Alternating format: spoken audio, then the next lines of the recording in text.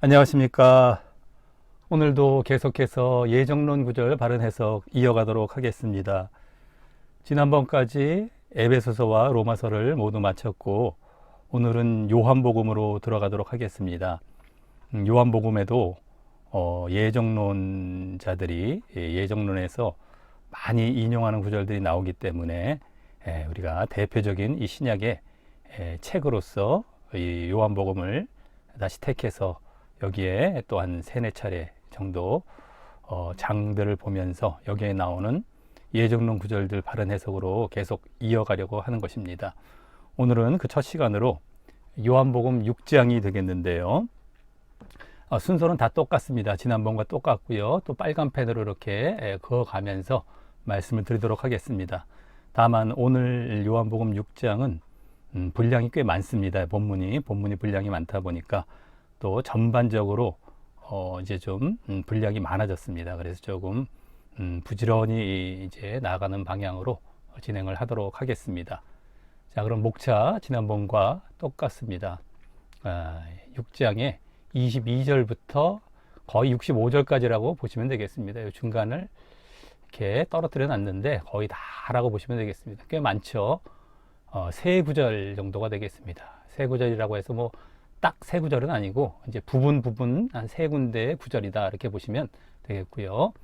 자, 그래서 여기서도 예정론 구절과 예정론 교리가 무엇이냐, 예정론에서 주장하는 그 교리. 자, 그 다음에 바르게 해석하는 거, 이게 본론 부분이죠. 그 다음에 결론, 적용, 이렇게 순으로 이어가도록 하겠습니다. 이제 여기 세 구절 바른 해석 소개가 되겠는데요. 이 부분은 약 세 부분에서 예정론과 관련된 구절이 나오는데, 그래서 문맥에 따라 보기 위해서 한 본문으로 묶어서 이번 본문을 정했습니다. 여러 이제 예정론 구절들이 나오는데 쭉 또 이어봐야 되고 해석을 하려면 문맥을 전체를 봐야 되지 않습니까? 그래야 이제 그것이 바른 이제 의미를 알게 되고 해석을 할 수 있기 때문에 쭉 한 본문으로 정했고, 거기서 몇 군데의 세 부분에서 예정론 구절이 나오게 되는 것입니다.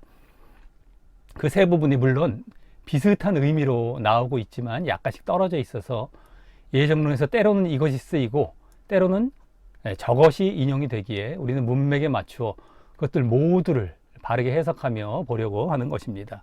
뭐 비슷비슷한 의미 쪽에 이제 구절들이 되겠는데, 어쨌든 전체를 제대로 보면서 또 전체 그 예정론 구절들을 다 해석하는 것으로 하도록 하겠습니다. 자, 그러면 본문을 한번 쭉 읽어보도록 하겠습니다. 자, 이튿날 바다 건너편에 있는 섰는 무리가 여기 바다라는 것은 갈릴리 바다가 되겠고요. 이 앞에 이제 어떤 내용이 나오냐면 우리가 잘 알고 있는 오병이어의 사건이 있었던 것입니다. 오병이어. 그래서 그 놀라운 이적을 베푸신 이후에 예수님께서 그것 때문에 또 사람들이 여기 무리가 와서 그냥 예수님을 찾으려고 온 거죠. 그 다음 날에. 뭐 이런 배경을 갖고 이제 보시면 되겠습니다. 배 한 척밖에 다른 배가 거기 없는 것과 또 어제 예수께서 제자들과 함께 그 배에 오르지 아니하시고 제자들만 가는 것을 보았더니, 갈릴리 바다를 건너서 제자들만 타고 갔는데 예수님은 가지 않으시고 그걸 봤다는 것이죠. 그러나 디베랴에서 배들이 주의 축사하신 후 여럿이 떡 먹던 그곳에, 이게 오병이어, 여럿이 오병이어의 떡을 얘기하고요. 그곳에 가까이 왔더라. 디베랴 쪽에서 배들이 주의 축사하신 후 여럿이 떡 먹던 곳, 이게 오병이어 이적을 베풀었던 곳을 말을 하는데, 그 배들이 이제 예수님을 다시 만나려고 왔다라는 것이죠. 근데 무리가 그렇게 배 타고 왔던 무리들이 거기 예수도 없으시고 제자들도 없음을 보고, 제자들이 아까 배 타고 갔다는 건 이해가 되는데 예수님까지 없는 거예요. 그래서 배들을 타고 예수를 찾으러 가버나움으로 이제 가게 됩니다. 제자들이 가버나움으로 갔거든요. 그러니까 예수님도 거기 가셨나 해갖고 이제 다시 이 무리들은 배를 타고 가버나움으로 이제 가본 것이죠, 다시. 바다 건너편에 이제 여기 가버나움이 되겠죠. 거기서 만나 랍비어, 예수님께 랍비어, 어느 때 여기 오셨나이까? 여기서부터 이제 본격적인 대화가 들어갑니다. 어쨌든 예수께서 대답하여 가라사대 내가 진실로 진실로 너희에게 이르노니 너희가 나를 찾는 것은 표적을 본 까닭이 아니요 떡을 먹고 배부른 까닭이로다. 여기 표적을 본 까닭, 봤다라는 것은 표적을 제대로 이해했다라는 그런 의미입니다. 그것을 이해해서 나를 찾은 것이 아니고 그냥 떡 먹고 배불렀던 어떤 이런 영적인 어떤 이해가 있는 것이 아닌 너희는 육신적인 이유로 나를 찾았다라고 이제 말씀을 이제 시작을 하시죠. 썩은 양식, 육신적인 거, 이런 양식을 위하여, 썩은 음식을 위하여 일하지 말고 영생하도록 있는 양식, 영생하도록 있는 양식, 영적인 양식, 영생의 양식을 위해서 하라. 일을 하라, 일. 이렇게 말씀을 하십니다.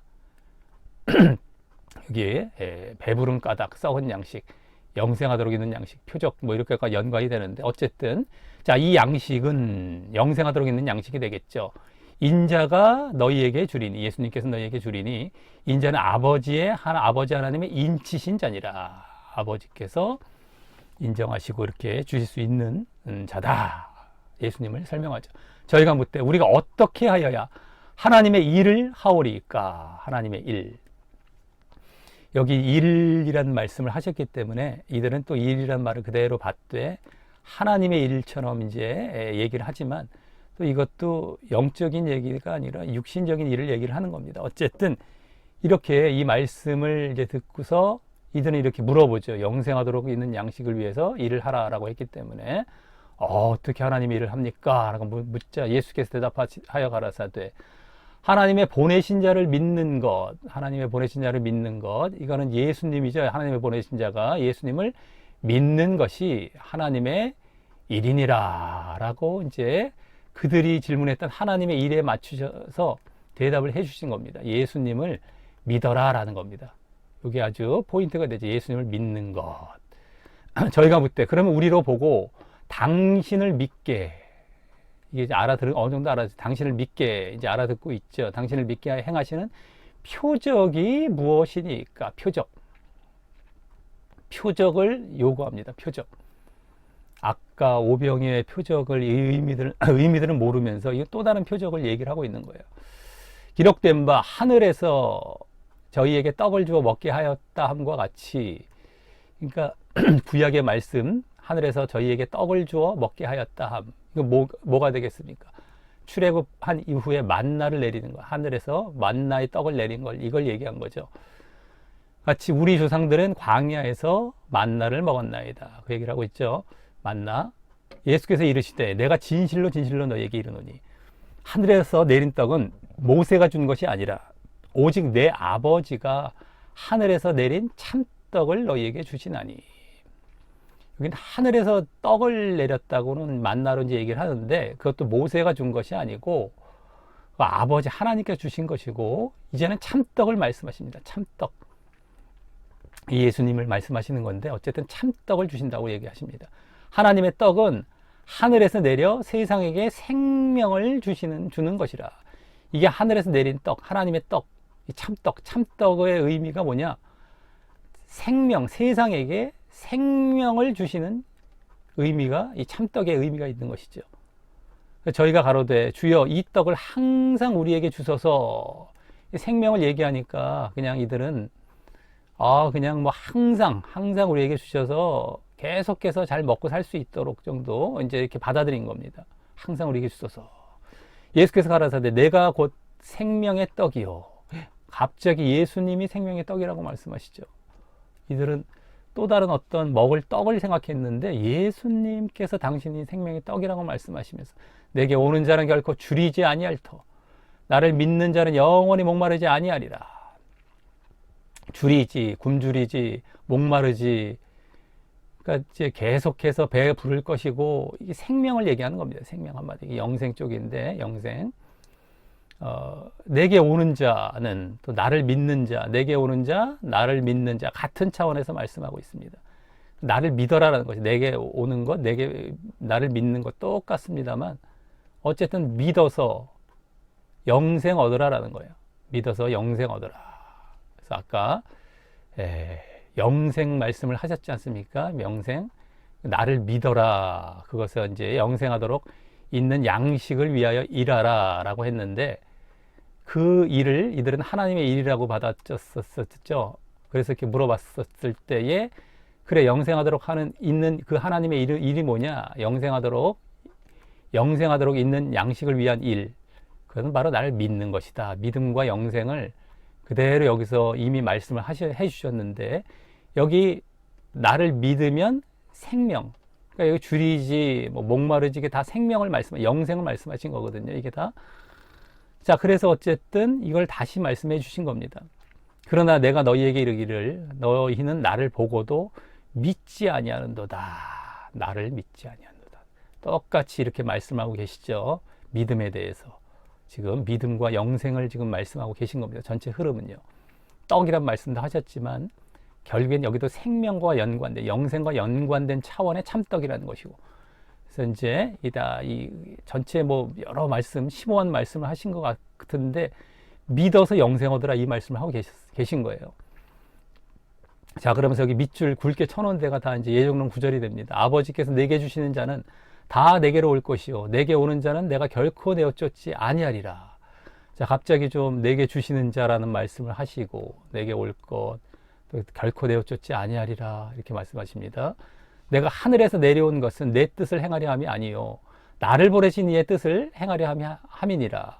나를 보내신 이의 뜻, 하나님의 뜻, 나를 보내신 이의 뜻은 뭐라고 하십니까? 내게 주신 자 중에서 아까 여기 아버지께서 내게 주시는 자 이게 똑같은 말인데 내가 하나도 잃어버리지 아니하고 마지막 날에 다시 살리는 이것이니라. 다시 살리시는 이거 영생을 말씀하신 건데요. 여기 뒤에 또 나오죠. 내 아버지의 뜻은 하나님의 뜻은 다시 더 정확히 말씀을 해 주십니다. 아들을 보고 예수님을 보고 믿는 자마다 영생을 얻는 이것이니 제대로 이제 정확하게 나왔죠. 믿음과 영생 제대로 말씀을 해 주십니다. 마지막 날에 이를 다시 살리리라. 이 영생을 또 말씀하신 거예요. 그래서 아까 여기서 내가 결코 내어 쫓지 아니하리라 이 말씀도 다 영생을 말씀해 주고 계신 거예요. 이게 내게 주시는 자라고 지금 말씀을 하시면서 어쨌든 여기 지금 마지막 날에 다시 살린다. 내게 주신 자.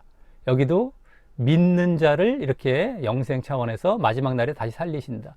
그러니까 내게 주신 자와 믿는 자를 같은 차원에서 또 말씀하고 주고 계신 겁니다. 여기 지금 여기 계속 나왔죠. 예정론 구절로. 근데 내게 주신 자 다 믿는 차원에서 말씀을 하고 계신 거예요. 벌써 해석이 어느 정도 다 들어가고 있습니다. 전체를 이렇게 잘 훑어본 다음에 또 자세히 볼 때에 이해가 더 빠르기 때문에 조금 더 본문을 보고 가는 중입니다.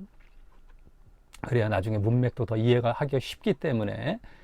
근데 벌써 여기서도 다 이제 드러나고 있어요. 자, 자기가 하늘로서 내려온 떡이라 하심으로 유대인들이 예수께 대하여 수군거려. 하늘에서 내려온 떡이라고 말씀하시지 않습니까? 그러니까 이해를 못하는 거예요, 유대인들이.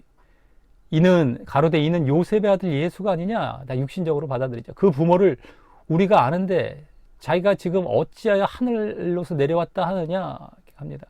예수께서 다시 대답을 해주시죠. 가라사대 너희는 서로 수군거리지 말라. 나를 보내신 아버지께서 이끌지 아니하면 아무라도 내게 올 수 없으니. 자, 이게 이끌지 아버지께서 이끄신다. 아버지께서 내게 주신다. 이끌어서 내게 주신다. 이 말이랑 같은 말입니다. 여기 다 같은 거 사실은요. 또 나온 거예요. 예정론 구절로 또 나옵니다. 오는 그를 내게 온다라는 거예요. 그때 오는 그를 내가 마지막 날에 다시 살리리라. 아까 내게 올 것도 나왔지만 여기 내게 오는 자와 아까 믿는 자가 같은 차원이라고 얘기했습니다. 다 나왔어요. 사실은 믿는 거예요. 아버지께서 내게 주신 자가 내게 온다, 믿는다 이 말이에요. 다시 내게 주신다, 여기 내게 올 것, 이것도 믿는다는 뜻이죠. 여기서도 똑같이 내게 주시는 자와 이끈다라는 말씀, 아버지께서 이끄신다, 이게 같은 차원이고, 그러니까 내게 온다, 믿는다, 온다는 게 믿는다라고 아까 계속 보지 않았습니까? 여기 믿는다, 아버지께서 주시는 것, 오는 그를 그렇게 해서 이제 믿게 되는 그를 내가 마지막 날에 다시 살리시라. 아까 여기 나온 말씀들 다 영생 차원이죠. 그러니까 믿으면 영생 얻게 한다. 다 그건데 다만 문제는 요거죠. 이끄신다. 아버지께서 내게 주신다. 요 의미만 남아 있는 겁니다. 요 의미만. 그게 무슨 의미냐 이거죠. 이게 이끄셔서 내게 주셔서, 그래서 아버지께서 이끄셔서 아버지께서 내게 주셔서 내게 온다. 나를 믿는다. 그 자에게 영생을 얻게 한다. 이 지금 얘기를 계속해서 이것만 말씀하신 것밖에 안 되거든요. 전체적으로. 물론 떡이란 말씀도 말씀을 하셨지만 이것도 이제 좀 이따 나오지만 자, 선지자의 글에 저희가 다 하나님의 가르치심을 받으리라 기록되었은즉 아버지께 듣고 배운 사람마다 내게 오느니라. 자, 내게 온다라는 거 아까 믿는다 주신 거죠. 아버지께 주셔서 내게 온다. 아버지께서 듣고 배운, 아버지께 듣고 배운 사람, 아버지께 듣고 배운 사람마다 온다. 답이 나왔네요. 이제 다 나왔네요. 아버지께 듣고 배운 사람이 나에게 오는 자, 나를 믿는 자가 된다는 겁니다. 그냥 이렇게 오는 것이 아니라, 내게 주시는 것이 아니라, 하나님께서 내게 주셔서 예수님께 오는 것이 아니라 그냥 아버지께 듣고 배운 사람이, 여기 답이 나와 있습니다.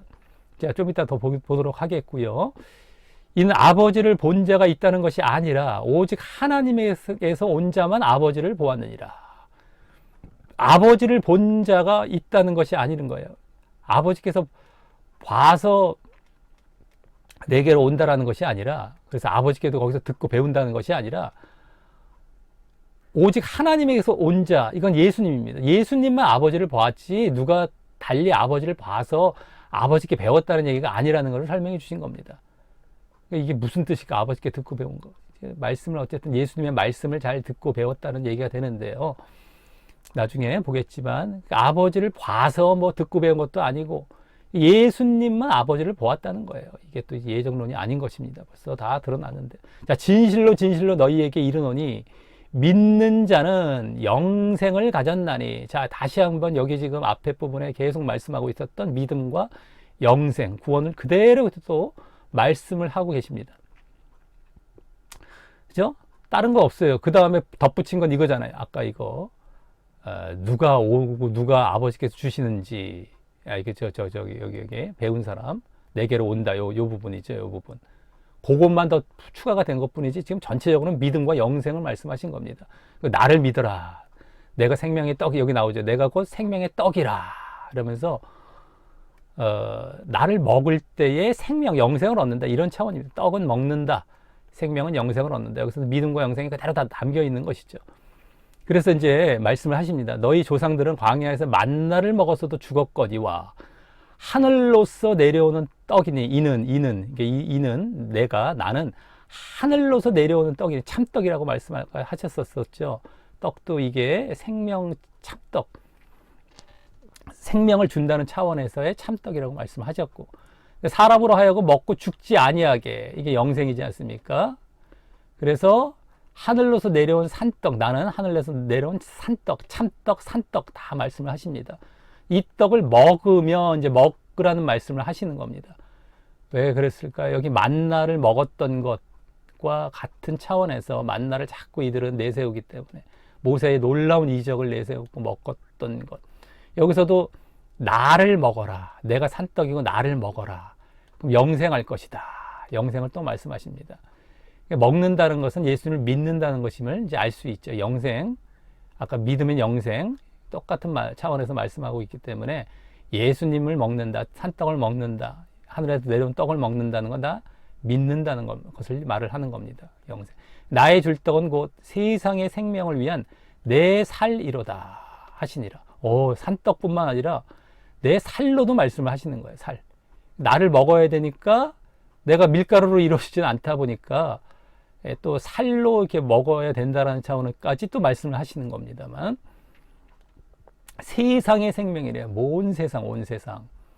자, 이렇게 산떡이란 말을 살로까지도 말씀을 또 하시면서 먹어야 된다는 쪽으로 이제 본격 더 들어간 겁니다. 이러므로 유대인들이 서로 다투어 가로되 이 사람이 어찌 능히 제사를 우리에게 주어 먹게 하겠느냐. 도저히 이해가 안 가죠. 지금도 우리가 이해가 안 갈 수 있는 부분이기 때문에 예수께서 이르시되 내가 진실로 너희에게 이르노니 인자의 살을 먹지 아니하고 인자의 피를 마시지 아니하면, 이제 피까지 나옵니다. 아까 살만 나왔는데 피도 마셔야 된다는 거예요. 그럼 너희 속에 생명이 없다. 영생을 못 얻는다는 겁니다. 그러니까 살을 먹고 피를 마신다는 건 다 믿음 차원을 이야기하는 거예요. 믿음 차원. 그러니까 내 살을 먹고 내 피를 마시는 자는 영생을 가졌고, 먹고 마시는 피까지 영생, 이것 다 믿음이죠. 믿음. 그때 영생, 계속 이걸 말씀하시는 겁니다. 마지막 날에 내가 그를 살리리라. 이 영생을 다시 설명하시는 거. 자, 내 살은 참된 양식, 내 피는 참된 음료. 계속해서 나를 먹어야 된다는 차원이죠. 내 살을 먹고 내 피를 마시는 자는 내 안에 거하고 나도 그 안에 거하나니. 자, 여기 또 연합의 관계가 나옵니다. 연합. 그래서 이제 먹고 마신다는 차원이 사실 연합을 말씀해 주시는 겁니다. 여기서는 뭐 오늘 자세히 설명은 안 하겠지만, 우리가 예수님과 연합할 때 예수님은 살을 먹고 피를 마셔야 되는데, 살과 피까지 말씀하신 건 사실 예수님의 십자가와도 관련이 많죠. 살을 찢으시고 피를 흘리신 겁니다. 예수님과 연합을 하되, 그러니까 우리가 믿음 안에 제대로 들어오면 예수님과 연합하는 단계가 반드시 있게 되는데, 십자가에 연합을 하는 겁니다. 그래서 예수님과 이렇게 연합이 되어지는 자리로 또 나아가는 그런 부분이 되겠는데, 어쨌든 그거는 이제 여기서는 뭐 자세히 말씀 안 드리겠고요. 자, 그 다음 살아계신 아버지께서 나를 보내심에 내가 아버지로 인하여 사는 것 같이 나를 먹는 그 사람도 나를 인하여 살리라. 나를 먹는, 이거 믿는다는 차원이라고 말씀드렸죠. 살리라, 이걸 말씀하는 겁니다. 자, 이것은 하늘로서 내려온 떡, 다시 말씀하십니다. 조상들이 먹고도 죽은 그것과 같지 아니하여, 만나와 같지 아니하여 이 떡을 먹는 자는 영원히 살리라. 영생, 먹는 자, 믿음, 예수님을 믿어라. 영원히 산 영생 얻는다, 구원 얻는다, 이걸 말씀하시는 거예요. 이 말씀은 예수께서 가버나움 회당에서 가르치실 때에 하셨느니라. 아까 가버나움으로 다 건너가서 거기서 지금 말씀이 있었는데, 회당에 들어가서 말씀을 하셨던 거죠. 회당. 자, 제자 중 여럿이 듣고 말하되 이 말씀은 어렵도다. 누가 들을 수 있느냐? 제자들까지, 아까 유대인들뿐만 아니라 제자까지도 어렵다 합니다. 자, 그래서 이 요한복음에서 사실 이 부분이 좀 어려운 말씀 중에 또 하나가 되죠. 요한복음이 우리가 그게 간단한 말씀이고 단순한 말씀이 아닙니다. 요한복음 뭐 많이 읽으라는 말씀도 하긴 하지 않습니까? 초신자 때나. 근데 그렇게 단순하고 쉬운 말씀이 아니에요. 이것도 사실.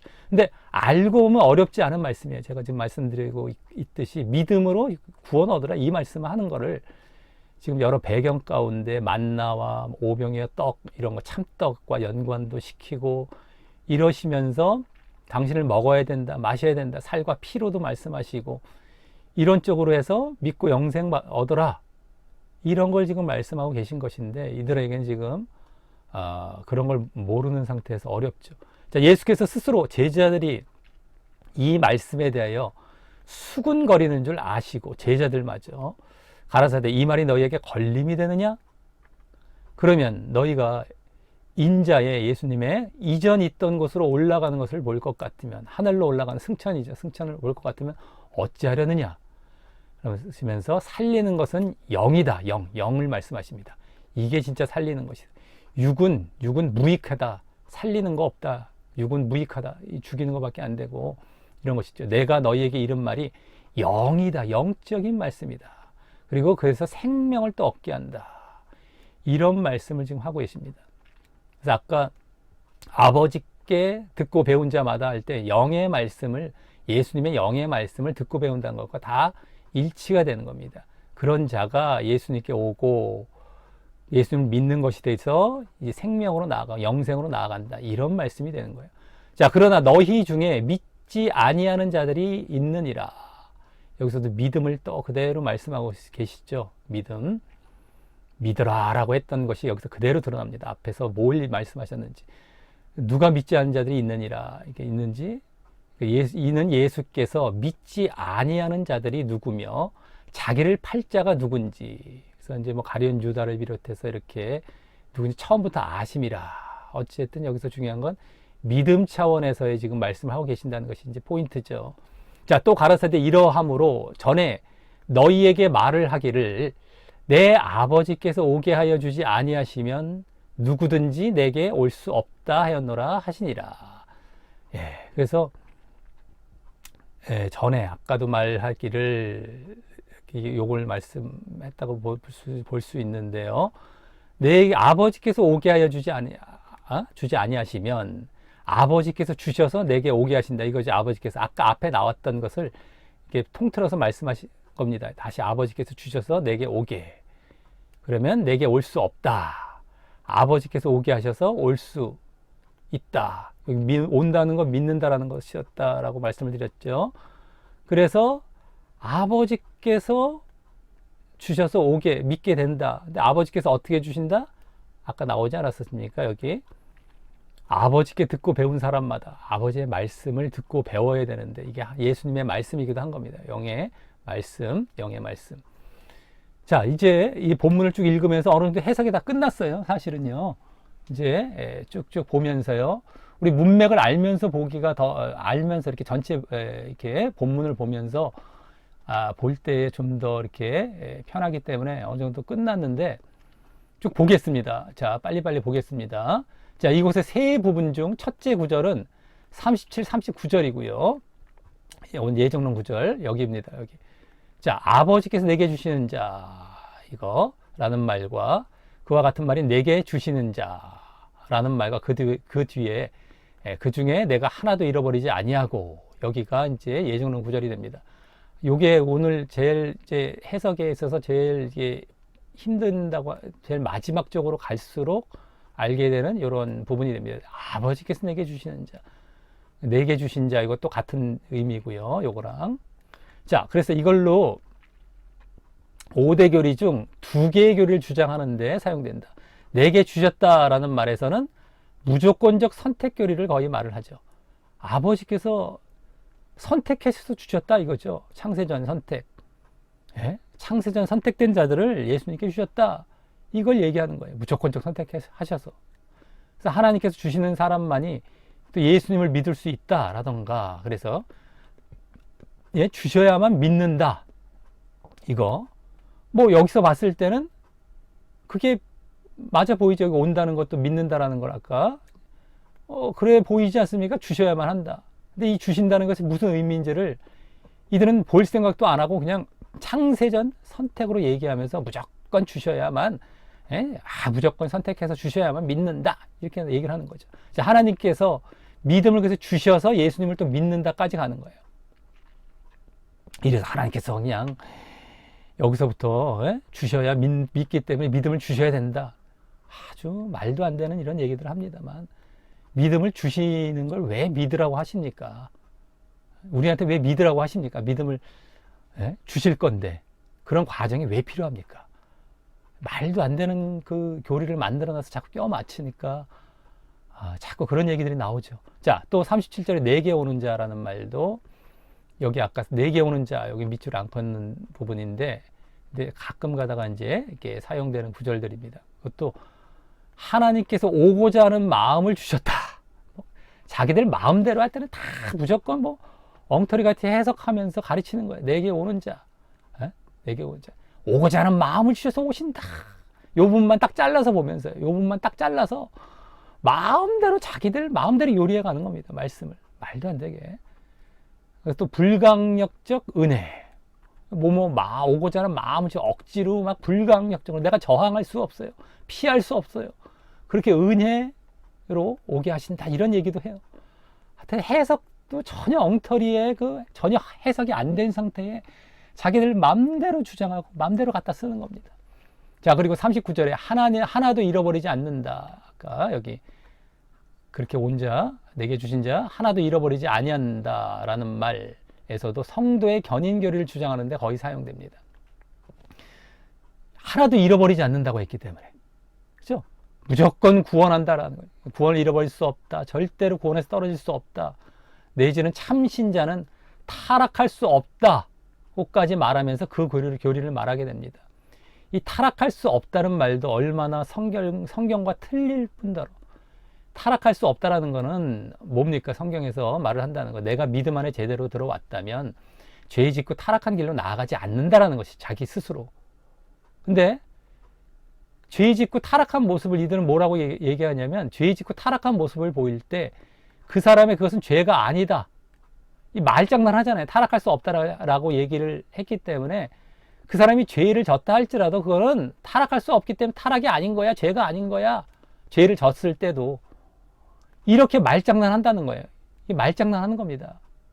타락할 수 없다는 건 내가 제대로 믿음 안에 들어와서 의로운 삶을 살기 때문에, 거듭나서 새 사람이 되어서 죄를 짓지 않기 때문에 타락할 수 없는, 타락의 길로 나아가지 않는다는 거거든요.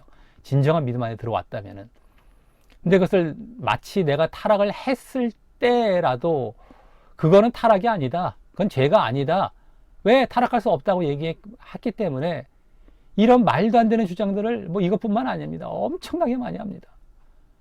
근데 사람들은 이거 철석같이 믿어요. 너무너무 좋다고 하면서. 그러니까 다 지옥 가는 것이죠. 말도 안 되는 거 따라가면서 죄 짓고 난 타락 아니다라고 얘기하면서 지옥에 가는 겁니다. 그래서 얼마나 죄에 대해 관대하던가 이 억지 주장을 하며 그 교리를 끼워 맞추는지 모른다. 에? 죄에 대해 관대하게 되죠. 결국엔 이게 뭐 이렇게 막 껴 맞추게 되는 겁니다. 아주 막 죄 짓고 살아요. 그리고 죄가 아니래요. 또 늘 말씀드리지만 점잖은 점잖대로 다 이렇게 보여요. 겉모습으로. 원래 거짓 신앙이 다 외식, 겉모습이 화려하게 됩니다. 항상 그래요. 항상 내용이 없으면, 우리 일반 세상에서도 마찬가지입니다. 내용 알맹이가 없으면 껍데기가 화려하게 돼 있어요. 그러니까 이 예정론자들의 겉모습은 더 진짜 믿음의 사람처럼 보여요. 죄는 죄대로 지어가면서, 속으로 막 뒤로는 다 지어가면서. 어쨌든 그런 사실도 알면서 이런 겉모습으로도 속지 마시기 바랍니다. 겉모습, 분위기, 어떤 그냥 겉으로 어떻게 보여지는 것으로 판단을 하지 마십시오. 자, 다음 둘째 구절은 오늘 두 번째 부분 44, 46절이고요. 아버지께서 이끌지 아니하면, 이 부분이죠. 그것과 오직 하나님에게서 온 자만, 이 부분입니다. 자, 이 구절들도 주로 두 개의 교리를 주장하는데 사용되는데, 먼저 앞서와 이어지며 무조건적 선택의 교리이다. 아버지께서 이끈다. 이것도 아까 주신다, 아버지께서 주신다라는 말과 같다고 했었죠. 그 무조건적 선택. 또 오직 하나님께서 온 자만, 이것도 하나님께서 왔다고 하니까 이게 아까 예수님이라는 걸 알 수 있었죠. 본문 읽을 때.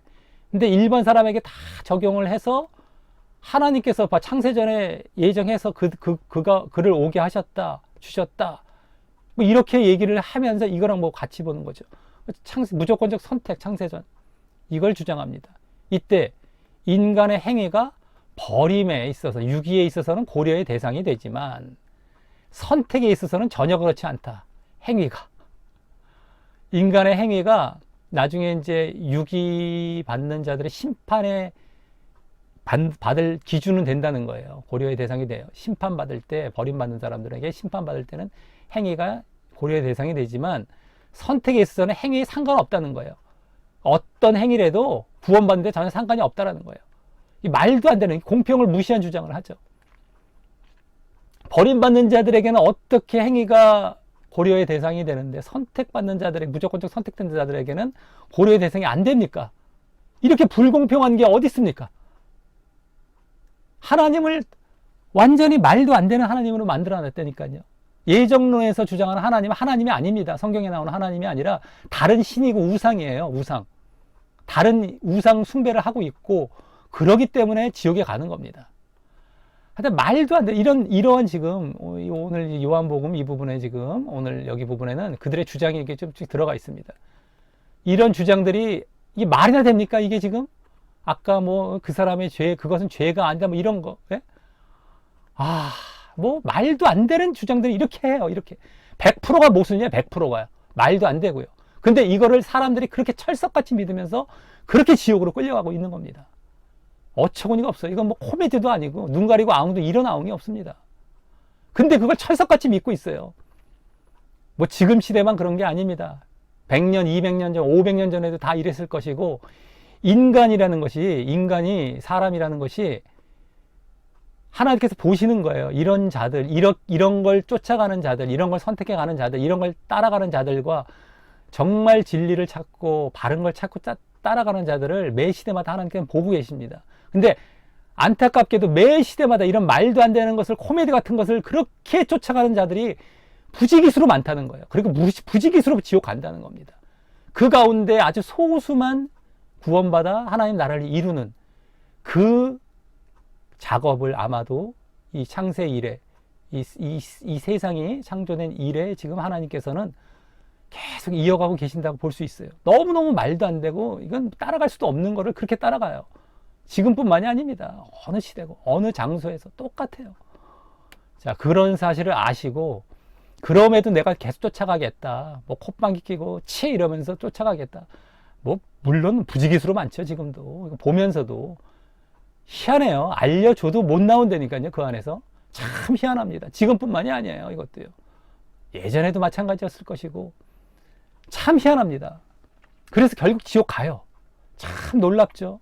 인간이 그렇게 교만하고 인간이 그렇게 자기중심적이고 이 잘못되기 쉽다라는 것을 볼 수 있는 겁니다. 참 답답한 게 아닙니다. 자, 또 다음은 불가항력적 은혜 교리를 주장할 때 거의 사용합니다. 아버지께서 이끈다라는 말 때문인데 불가항력적 은혜 아까도 나왔었죠. 그래서 그 교리와 같이 복음이 전해져도 죄인 되어 무능하고 무지한 인간은 복음에 반응하여 예수님께 나아갈 수 없고 죄인 됐다, 무능하다, 무지하다, 내가 복음에 반응할 수 없다는 거예요. 없대요. 대신 성령께서 엄청나게 성령을 갖고 거기다가 예정론자들이 제일 이제 입술에 또 오르내리는 것 중에 하나는 성령님입니다. 성령님. 전에 봤던 하나님의 깊은 지혜를 우리는 뭐 알 수 없다. 뭐 이런 것과 함께 성령을 제일 많이 두 개 주장하면서 하나님의 절대 주권 뭐 오묘한 뜻, 막 토기장의 비유 이거 이 세 가지죠. 거의 성령까지 이거 주장하면서 자기들의 교리를 관철시켜 나갑니다. 계속해서 모순이 부딪힐 때마다 그 성령께서 마음을 열고 부드럽게 하여 깨우쳐 주셔야만 예수님을 알게 된대요. 아무도 그렇게 할 수 없대요. 그러니까 선택된 자들, 무조건적 창세전에 선택된 자들에게 이렇게 저항할 수 없는 은혜로서 이렇게 깨닫게 해주셔야 된대요. 그럴 자들만 알게 됐고 믿게 된다는 것이죠. 이런 걸 들어서 아버지께서 이끄신다라는 이런 걸 들어서 자기들 마음대로 이제 갖다 붙이기 좋은 그 말씀이 나와서 아주 갖다 붙인 거죠. 자, 물론 당연히 인간과의 협력 없이 하나님만이 인간 안에 역사하여서 그렇게 한다고 함께 주장하면서 말이다. 그냥 하나님만이 전적으로 다 한다는 거예요. 인간이 절대 들어가면 안 된다는 거예요. 인간은 믿을 수도 없고 죄때 갖고 알 수도 없고 그러면 왜 복음을 전하라고 하고 그걸 믿으라고 왜 합니까? 그들은 뭐라고 합니까? 예정된 자들만 들어오게 하기 위해서 그런 거예요. 이렇게 얘기를 하는 것이죠. 어처구니가 없죠. 어처구니가 없죠. 예? 그때 이제 예정론자들은 복음을 안 전해도 사실을 알 수 있잖아요. 그러면요. 복음을 굳이 전해야만 자기들이 믿음으로 들어오겠습니까? 가만히. 복음을 전하지도 말아야 돼요. 사실은요. 가만히 있어도 언젠가 자기가 그냥 뭐 찾아가서 그냥 믿고 그냥 뭐 하나님이 선택을 하셨기 때문에 알아서 가야 되는 거. 복음을 전하라는 말씀도 하지 말아야 됩니다. 근데 그들은 그렇게 또 모순된 얘기를 또 어거지로 갖다 붙이는 거예요. 껴 맞추는 거예요. 자, 어쨌든 자 그랬다는 것. 자, 다음 셋째 구절은 저지 65절이고 바로 내 아버지께서 오게 하여 주지 아니하시면 이란 말입니다. 여기 다 같은 말이라고 했었죠. 아버지께서 주셔서 오게 하여 주셔야 내게로 예수님께로 아버지께서 주셔서 아까 이제 앞에 부분을 다시 종합한 말씀입니다. 그래서 이 말은 그 앞에 전에 너희에게 말하기를 여기 전에 너희에게 말하기를 이란 말도 나오듯이 앞서 두 구절을 합친 것과 같은 말이라서 무조건적 선택과 불가항력적 은혜 교리를 말하는 데 주로 사용합니다. 자, 그래서 여기까지 이번 본문에 나오는 예정론 주장 구절 세 구절을 보았는데 그 구절들은 칼빈의 5대 교리로 말을 하자면 전반적으로 예정론의 가장 핵심 교리라고 할 수 있는 무조건적 선택 교리와 이게 가장 핵심적이죠, 항상. 그 다음에 또 이번엔 불가항력적 은혜 교리에 주로 사용이 되고요. 또 37, 39절에 국한해서 성도의 견인 교리를 주장하는데도 사용되고 있는 구절들과 본문인 것입니다. 자, 그리고 역시 예정론의 특징과 같이 이 모든 주장들이 세 구절 모두 문맥과 상관없이 그 구절들을 위주로 보며 주장하고 있음이 보여지고 있고요. 그래서 또 사람들이 그들처럼 그 구절들과 그들의 그 주장들만 조화시켜 보면 얼마나 그 교리에 맞아 보일지 모를 만한 구절들인 것입니다. 그냥 그 구절들이 되고요. 제시하면서 그 주장들 아까 칼빈의 이 교리들을 주장하면 그냥 그럴듯해 보여요. 넘어가는 겁니다. 그래서 바르게 문맥을 통해서 해석을 해서 그것이 아니라는 것을 알고 거기서 빠져나와야 되는 것입니다. 그래서 이 과정을 거치는 거예요.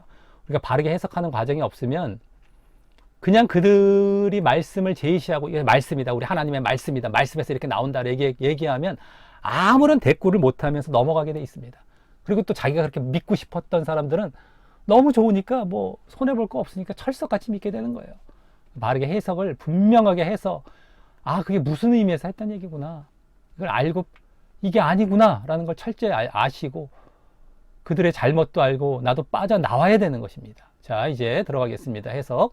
자, 이번 본문은 주로 예수님과 유대인들 또는 예수님과 제자들의 대화가 보여지고 있는 본문이고 그 가운데 그 예정론 구절들이 나온 것이다. 아까 봤었죠. 유대인들 배 타고 따라왔죠. 나중에 예수님의 가르침 듣고서 제자들도 막 어렵다 했던 것들. 그래서 아까 본문에서 우리가 어느 정도 쭉쭉 보면서 해석을 했기 때문에 쭉쭉 읽어가면서 이제 이게 분량이 또 많습니다.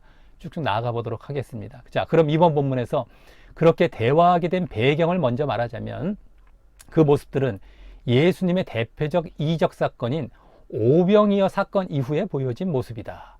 그 오병이어 사건은 6장 1절부터 15절에서 나오는데 그 장소는 1절부터 4절에 나오고 있듯이 디베랴 바다 건너편 산, 갈릴리 바다 건너편 산이었고 그때가 유대인의 명절 6월절이 가까울 때 큰 무리가, 얼마나 6월절이니까 큰 무리가 또 이쪽에 막 이렇게 가까울 때 어쨌든 큰 무리가, 여기는 이제 뭐 갈릴리 쪽이니까요, 예루살렘 쪽이 아니니까 어쨌든 6월절이 가까울 때 큰 무리가 예수님의 치유 이적을 보고 따르다가, 치유 이적 이거를 이제 많이 베푸셨지 않습니까? 따르다가 예수님께서 그와 같이 그들에게 오병이어 이적을 베푸신 것입니다. 그들이 배고프했기 때문에 오병이어 이적을 베푸셨죠.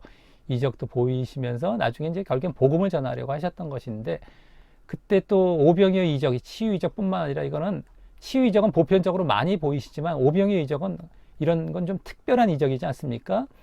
어쨌든 베푸셨습니다. 그리고 그 오병이어 사건 이후에 14, 15절에 나오듯이 사람들이 예수님을 세상에 오실 그 선지자, 즉 메시아로 알아서 예수님을 억지로 임금 삼으려 할 줄을 예수님께서 아시고 혼자 산으로 떠나가십니다.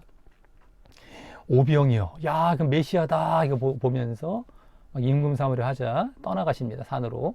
자, 이후 오병이어 사건의 진정한 의미도 보여주는 사건이 이번 본문에 그 예수님과 유대인들과의 대화 가운데 이제 보여지게 되는 것인데, 과연 오병이어 사건이 우리가 무슨 의미인지 이걸 이제 요한복음 오늘 본문에서, 이번 본문에서 잘 이제 설명을 해주게 되시는 겁니다.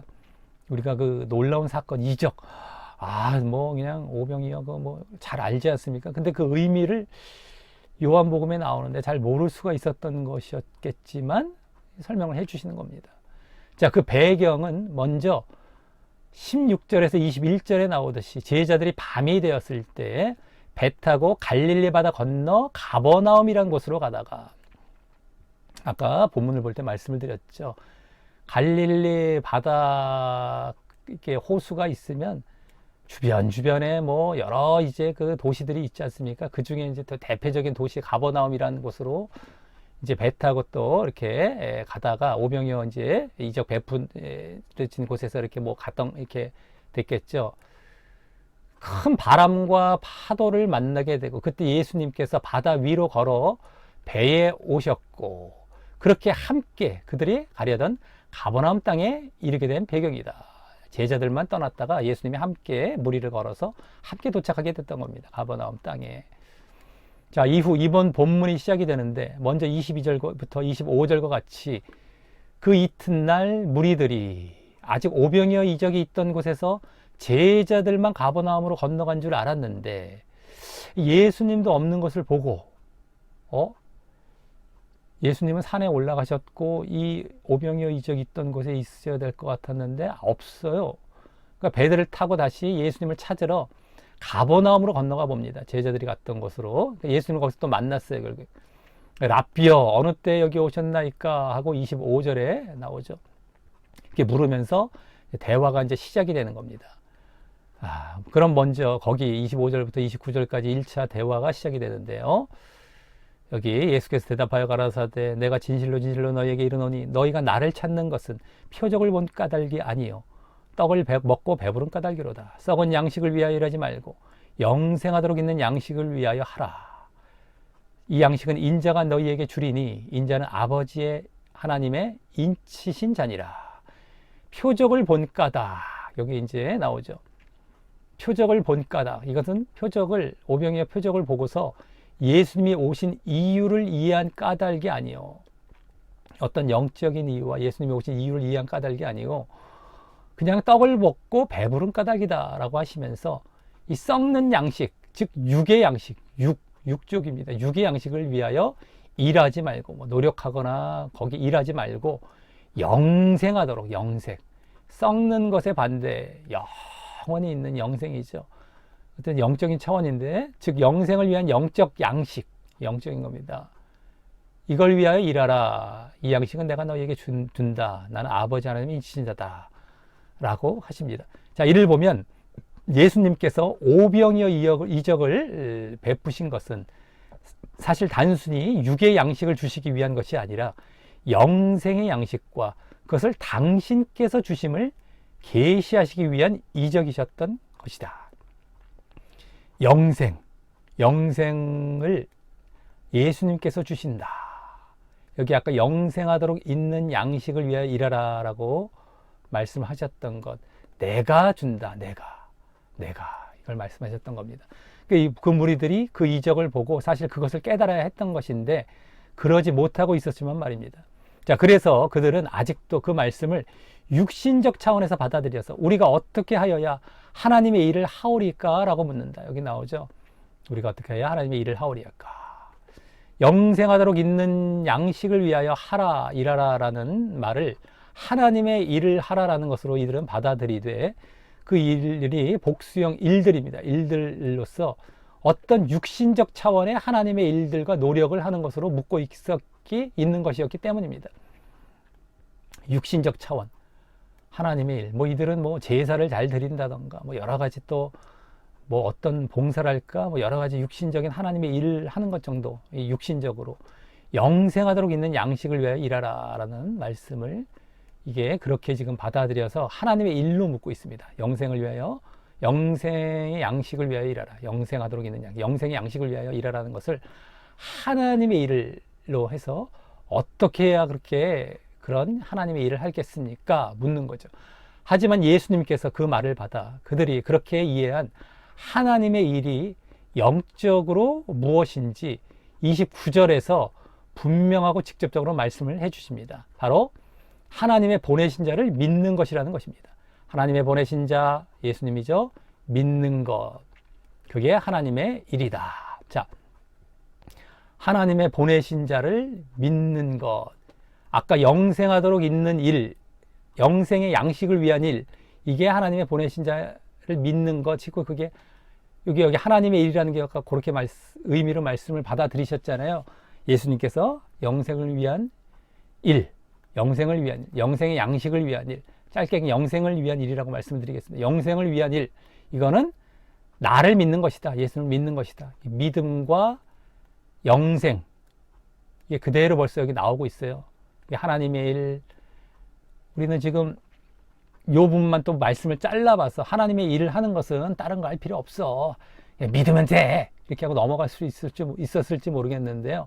하나님의 일이라는 건 이 앞에서 영생하도록 있는 양식, 영생하도록 있는 양식을 위하여 일하라 말씀하셨던 요걸 의미했던 겁니다. 요거. 그러니까 하나님의 일이라는 것은요, 원래가 영생의 의미를 갖고 있는 차원의 하나님의 일을 말을 하고 있는 것이고요. 그것을 어떻게 영생을 얻을 수 있느냐? 바로 나를 믿어라. 하나님의 보내신 자, 나를 믿어라. 이렇게 지금 말씀해 주신 거예요. 그래서 아까 이는 앞서 27절에서 영생하도록 있는 양식을 위한 일이고요. 하나님의 일이라는 것이 그때 그 양식을 당신께서 주신다라고 간접적으로 함께 밝히신 사실도 직접 말씀하신 겁니다. 그래서 예수님을 믿을 때 예수님께서 주신다고 했으니까 예수님을 믿을 때입니다. 예수님을 믿을 때, 여기 이제 믿는 것이라고 직접 말씀해 주셨잖아요. 그래서 이거를 믿을 때 영생을 얻는다는 사실을 이제 밝히신 것이죠. 여기 잘 보여야 된다라고 말씀드렸습니다. 하나님의 일이라는 말 속에는 영생이라는 것이 담겨 있어요. 문맥상. 이걸 놓쳐서는 안 됩니다. 어쨌든 믿을 때에 영생을 얻는다는 사실을 밝히신 것이고, 그러므로 당신을 믿어라 라며 당신이 영생을 주시는 메시아이심을 밝히신 것이고, 그것을 위해 바로 오병이어 이적을 베푸신 것이었습니다. 오병이어 이적의 의미는 뭐다? 나를 믿고 영생 얻으라, 믿고 구원받으라 이겁니다. 나 믿고 구원받으라, 믿음과 구원. 오병이어 이적도 다 이거예요. 이게 정말 예수님의 그 놀라운 이적, 오병이어 이적에 담긴 이제 그 영생을 믿고 영생을 얻으라라는 그 의미입니다. 이제 좀 이따가 자꾸 이들이 물어보니까 이제 점점 이게 왜 그런지를 더 설명해 가십니다. 자, 하지만 그들은 그것을 영적인 메시아로 받아들이지 않아서 30, 31절과 같이 또 육신적인 차원에서 접근하여, 육신적인 차원, 당신을 믿게 행하시는 표적이 무엇입니까? 예? 당신을 믿으라고 했는데 그 표적을 보여줘야 믿을 거 아닙니까? 그래서 하시는 일이 무엇입니까? 라고 물으면서 기록된 바 구약의 기록에 하늘에서 저희에게 떡을 주어 먹게 하였다함과 같이, 저희라는 건 구약 백성, 출애굽 백성이죠. 구약에 나오는 것 같이 우리 조상들은 이들이죠. 광야에서 만나를 먹었나이다 라고 그 표적의 구체적인 예까지 들며 2차 대화로 묻습니다. 여기 나오죠. 표적을 물어보고, 당신을 믿으려면 표적 보여줘야 되는 거 아닙니까? 아니, 구약에 우리 조상들도 광야에서 만나 표적을 보면서 먹었고요. 그래서 이제 우리는 모세를 그렇게 신봉합니다. 뭐 이런 차원이 됩니다. 문맥을 보면. 자, 그들은 그 구약의 만나 사건이 모세가 준 것으로 육신적으로 생각하고 있는 데다가 그와 같이 하늘에서 먹을 것을 주면 우리가 그것을 먹고 계속해서 살며 영생할 수 있지 않겠느냐. 먹고 사는 문제, 먹는 문제. 그래서 그냥 계속 잘 살 수 있지 않겠느냐 라면서 앞서 영생이란 말로 이들은 육신적 오래 삶 정도로 생각하며, 그냥 오래 우리가 일하지 않고 하늘에서 양식 내려주면 편하게 먹으면서 오래 살 수 있지 않겠습니까 정도로 생각하며 그와 같은 이적을 베푸신다면 우리가 믿을까나, 당신을 또 믿을까나. 우리가 모세 정도 당신이 보여줘야, 당신 예수님이 보여줘야 우리가 당신을 믿을까? 모세 정도도 안 되면서 무슨 우리가 믿으라고 합니까? 아까 여기 믿어라, 하나님의 보내신 자를 믿어라 라는 것, 하나님의 보내신 자를 예수님이라는 건 알아듣고 있는 거죠, 이들은. 근데 어쨌든 간에 그래야만 믿을까나 하며 말을 한 겁니다. 그 전날, 지금 전날 어제 베푸신 오병이어 이적을 보고도 그것도 그 만나 이적에 비하면 모자라다고 생각하며 말입니다. 오병이어도 떡이잖아요. 떡. 그죠? 이 만나도 떡이죠. 둘 다 떡인데, 에휴, 당신 그 오병이어 정도 한번 베풀었다고, 모세의 만나 정도에는 아무것도 아니야.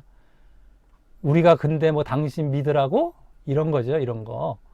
육신적이었기 때문에 이들은 지금 다 육신적으로 기준 삼아서 지금 이렇게 얘기를 하고 있는 겁니다. 하지만 예수님께서 32, 33절에서 다시 영적으로 그 만나 사건, 구약의 만나 사건도 언급하시며, 그래서 이번엔 그 만나 사건과 관련해 생명을 주는 참떡에 대해, 이게 만나가 떡, 아까 이들이 떡을 주어 먹게 했다. 떡 말을 이제 먼저 했지 않습니까? 만나라는 말과 떡을 먼저 말을 했잖아요. 만나 사건에서. 그러니까 떡을 예수님께서 이제 말씀을 이제 받아서 그대로 또 해주십니다. 생명을 주는 참떡. 그래서 먼저 이제 간접적으로, 이제 지금은 많은 설명을 하지 않으시고 이걸 이제 간접적으로 말씀해 주십니다. 예수께서 이르시되 내가 진실로 진실로 너희에게 이르노니 하늘에서 내린 떡은 모세가 준 것이 아니라, 여기 모세가 나오죠. 저들은 모세를 신봉하고 있었을 것이기 때문에 오직 내 아버지가, 하나님께서 하늘에서 내린 참떡을, 하늘에서 내린 떡, 그 만나 그거 말고 그 참떡이 있어. 진짜 하늘에서 내려올 떡이 있다. 너희에게 주시나니 왜냐하면 이런 말이 생략이 되어서 하나님의 떡은 하늘에서 내려 세상에게 생명을 주는 것이기 때문이다. 이 참떡, 하늘에서 내린 참떡, 그 이유가 생명과 연관해서 지금 말씀을 해주신 겁니다. 그래서 구약 때 하늘에서 내린 떡은 모세가 준 것이 아니라 하시며, 먼저 그 구약 만나 사건 때의 떡도 하나님께서 주신 것임을 제대로 말씀해 주신다. 그들은 하나님보다 인간 모세를 더 신봉하고 있었던 것이다. 모세를 그들은 거의 믿고 있었던 것이죠.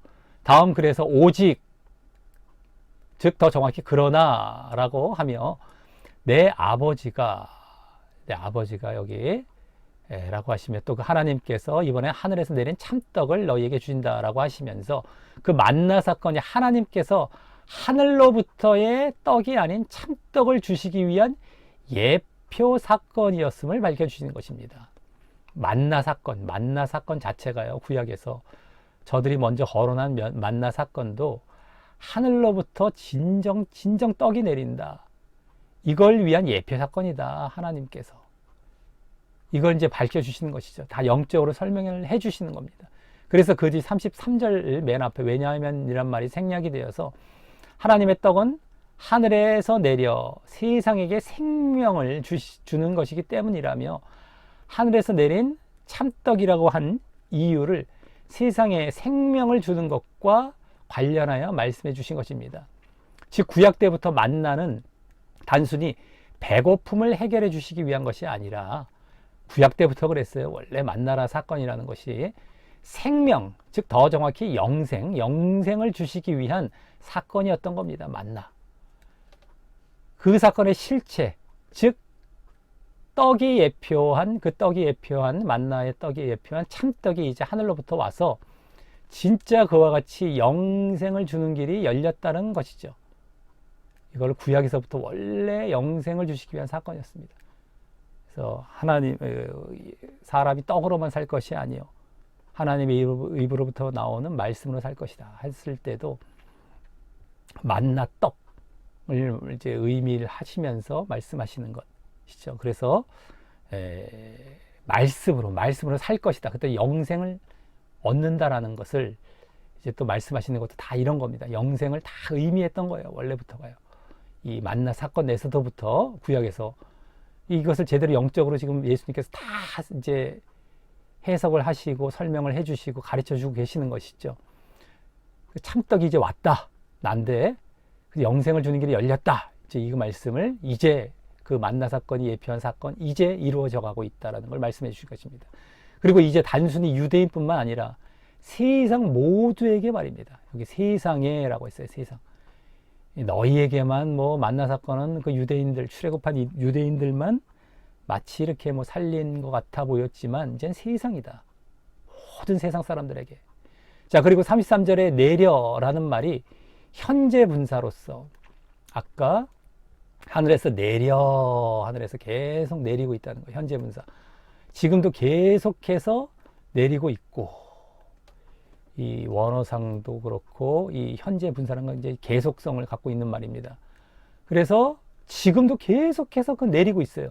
그 떡이, 하늘에서 참떡이. 그래서 모든 시대에 모든 사람에게 계속 내리니까, 계속 모든 시대에 모든 사람에게 그렇게 열어둔 채 말입니다. 누구에게나 영생 얻으라고 그 떡을 내려주고 계신 겁니다. 모든 시대. 언제뿐만이 아니에요. 이제 매 시대마다 모든 사람에게. 자, 그러자 그들은 다시 34절과 같이 그 말씀을 육신적으로 받아들여, 주여 이 떡을 항상 우리에게 주소서, 여기 나오죠. 라고 또 육신적 떡을 요구합니다. 이들은 계속 육신적으로만 받아들여요. 여기 항상이란 말을 쓴 것과 같이 그 떡을 다시 마치 만나와 같이 생각했기 때문입니다. 만나와 같이. 그러니까요, 그 떡을 좀 계속 항상 좀 달래니까요, 이런 거죠. 이들은요. 그 만나 정도로밖에, 육신적으로밖에 생각을 못하고 있는 거예요. 계속해서. 자, 이제 여기서부터가 이 대화의 핵심적인 부분이 됩니다. 또 이번 예정론 구절이 처음 나오게 되는 부분입니다. 그래서 예수님의 대답이 35절부터 40절까지 길게 나오는데, 이 말씀에 앞서 예정론 첫 번째 구절인 37, 39절이 나오게 됩니다. 자, 그럼 예수님께서 먼저 35절에서 앞서의 32절, 33절에서 그 말씀에 대해서 이제는 직접적으로 말씀을 해 주십니다. 33절. 여기 아버지께서 하늘에서 내린 참떡을 너희에게 주신다. 예? 그래서 세상에 생명을 주신다. 요 말씀입니다. 모세가 준 그 만나 사건은 하늘에서 내린 참떡과 함께 그로 인한 생명, 영생을 주기 위한 사건이야 라고 이거를 말씀하신 걸 제대로 이제 여기서 직접적으로 말씀해 주십니다. 그 의미들을. 내가 곧 생명의 떡이다. 여기 나오죠. 내가 곧 생명의 떡이요. 내가라고 말씀하셨죠. 내가.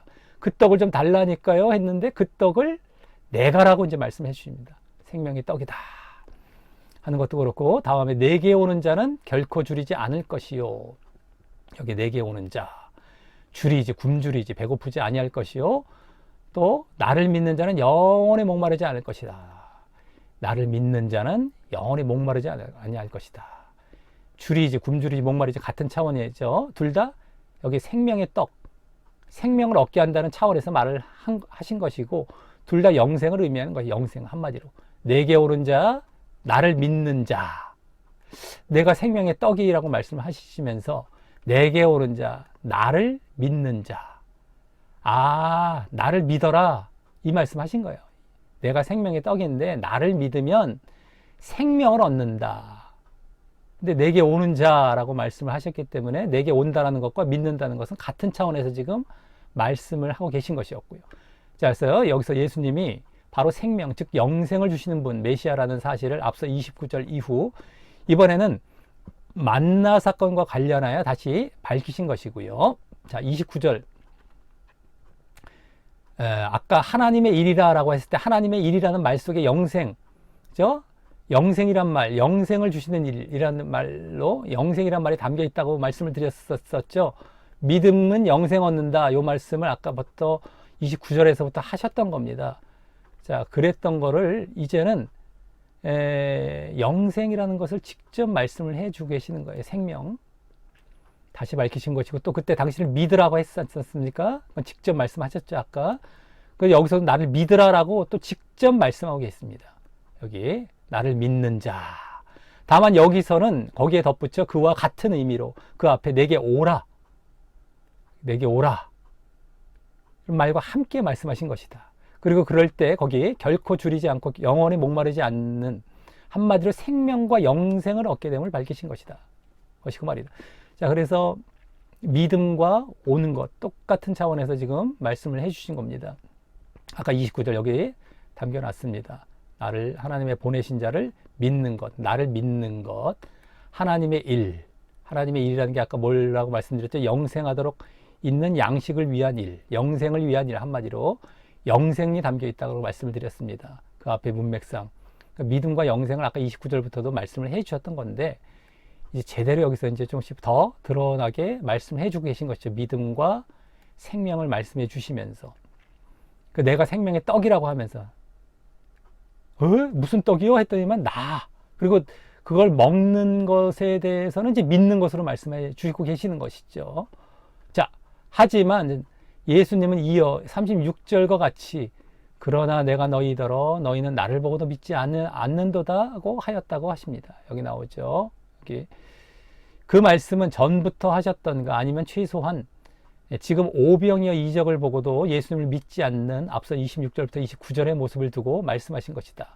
어쨌든 이 말씀은 35절에 내가 생명의 떡이니 내게 오고 나를 믿으라 라는 말씀에 그대로 이어지는 말씀이신 것이다. 왜 그러겠습니까? 나를 보고도 믿지 아니하는다. 아까 믿음을 말씀하셨죠. 내게 오고 나를 믿으라. 앞에서 여기 믿는 자라는 말, 믿음을 말씀하셨는데 너희들 믿지 않는다라고 해서 믿음 쪽으로 주로 지금 이렇게 말씀을 하고 계신 것입니다. 그러면서 이제 37절에서 이번 예정론 첫 번째 구절에 해당하는 말씀을 하십니다. 아버지께서 내게 주시는 자는 다 내게로 올 것이요 내게 오는 자는 결코 내어 쫓지 아니하리라. 이제 조금 더 나아가고 계시죠. 이제 말씀들이 아버지께서 내게 주시는 자, 내게로 올 것, 내게로 올 것. 이 말은 어디 나왔었죠? 여기 아까 내게 오고 앞에 나왔었죠. 내게 오는 자 이겁니다. 근데 믿은 것과 똑같아요. 그럼 아버지께서 내게 주시는 자가 믿는다라는 말 지금 하고 계신 거란 말이죠. 근데 또 그렇게 온 자, 내게 오는 자는 결코 내어 쫓지 아니하리라. 내어 쫓지 않는다는 것은 영생을 얻게 하신다라는 이 말씀입니다. 또 어쨌든 간에 간단해요. 사실은 어렵지. 근데 요걸 갖다 뭐를 더 추가시켰습니까? 요거죠. 요거. 내게 온다라는 건 앞에 다 했던 말이고, 내어 쫓지 않는다. 아까 영생 생명과도 이제 관련된 말들인데, 이게 더 추가가 시킨 거야. 이거를 갑자기 더 예수님께서 추가해서 아버지께서 내게 주시는 자라는 말을 더 추가하셔서 이제 조금 더 설명해 가시는 것입니다. 그래서 먼저 아버지께서 내게 주시는 자는 다 내게로 올 것이요 라고 하신 것이 그것인데, 여기 갑자기 아버지께서 내게 주신 자라는 말씀을 하신 것은 그것이 원인이 되어서, 이게 내게 주시는 것이 원인이 되어서 내게로 온다는 것을 말씀하시기 위한 것이면 뭐 의심할 여지가 없습니다. 그렇죠? 여기 내게 주신다, 내게로 온다라는 것. 그리고 여기서 내게로 온다는 말은 앞서 35절부터 보았듯이 나를 믿는다는 말로 하신 것이고 말입니다. 아까 말씀드렸죠. 온다, 믿는다. 아까 여기 나왔지 않습니까? 온다, 믿는다. 같은 차원에서 얘기를 하고 계셨습니다. 처음부터. 아예 외워두십시오. 온다, 믿는다. 내게, 예수님께 온다, 예수님을 믿는다. 같은 차원입니다. 그래서 온다, 믿는다. 그래서 이제 내게 주셔야 내게 온다. 나를 믿는다 이거지 않습니까? 이걸 말씀하신 거예요. 그리고 영생 얻게 한다. 그런 자들을. 자, 그런데 아버지께서 내게 주신다라는 말씀이 지금 여기서는 당장 예정론의 말처럼 보일 수 있기에 그렇게 주장합니다. 예정론에서는 무조건적 선택. 아버지께서 내게 주신다. 근데 그 말이 좀 이따 39절에 또 다시 나오죠. 예정론 9절 또 39절에 다시 나오기에 그 구절도 그렇게 주장하고 있다. 무조건적 선택이나 불가항력적 은혜의 말입니다. 그런데 좀 이따 어떻게 그렇게 아버지께서 예수님께 주시는지, 하나님께서 예수님께 주시는지 나오는데 그것을 전혀 무시하고 생략한 주장인 것입니다. 문맥을 좀 넓게 보면서 이게 좀 뭘 말씀하시려고 하시다가 지금 조금씩 밝혀 나가시지 않습니까? 조금씩 더 추가하시고 더 설명을 이제 구체적으로 해 나가실 때 뒤에 가서 이것을 다 설명을 해 주세요. 근데 그거는 딱 안 보고 딱 잘라버려요. 앞에서 딱 자른 다음에 자기들 마음대로 보고 싶은 대로 해석을 갖다 붙여놓고 이건 무조건적 선택이야 라고 갖다 붙인 거예요. 아까 처음에 본문 볼 때도 말씀을 드리지 않습니까? 어떤 자를 아버지께 주시는지 아버지의 말씀과 관련된 겁니다. 좀 이따 나오겠지만 말씀을 듣고 배운 자. 근데 어쨌든 그거 다 무시하고 생략해요. 그리고 자기 마음대로 갖다 씁니다. 근데 사람들은 또 말씀을 안 봐요. 봐도 그냥 뭐 대충 보고 그냥 흘려보니까 몰라요. 그 말씀을 하셨는지도 몰라요. 그러니까 이런 해석이란 지금 과정을 통해서 그걸 제대로 보여드리고 있는 겁니다. 우리가 제대로 보고 제발 그런 어처구니 없고 엉터리 주장 같은데 빠지지 말라고 말이죠. 자, 다음 예수님은 내게 오는 자는 결코 내어 쫓지 아니라 라고 하십니다. 여기 아까 나왔던 부분입니다. 여기 내게 오는 자는 내가 결코 내어 쫓지 아니하리라. 이 부분이죠.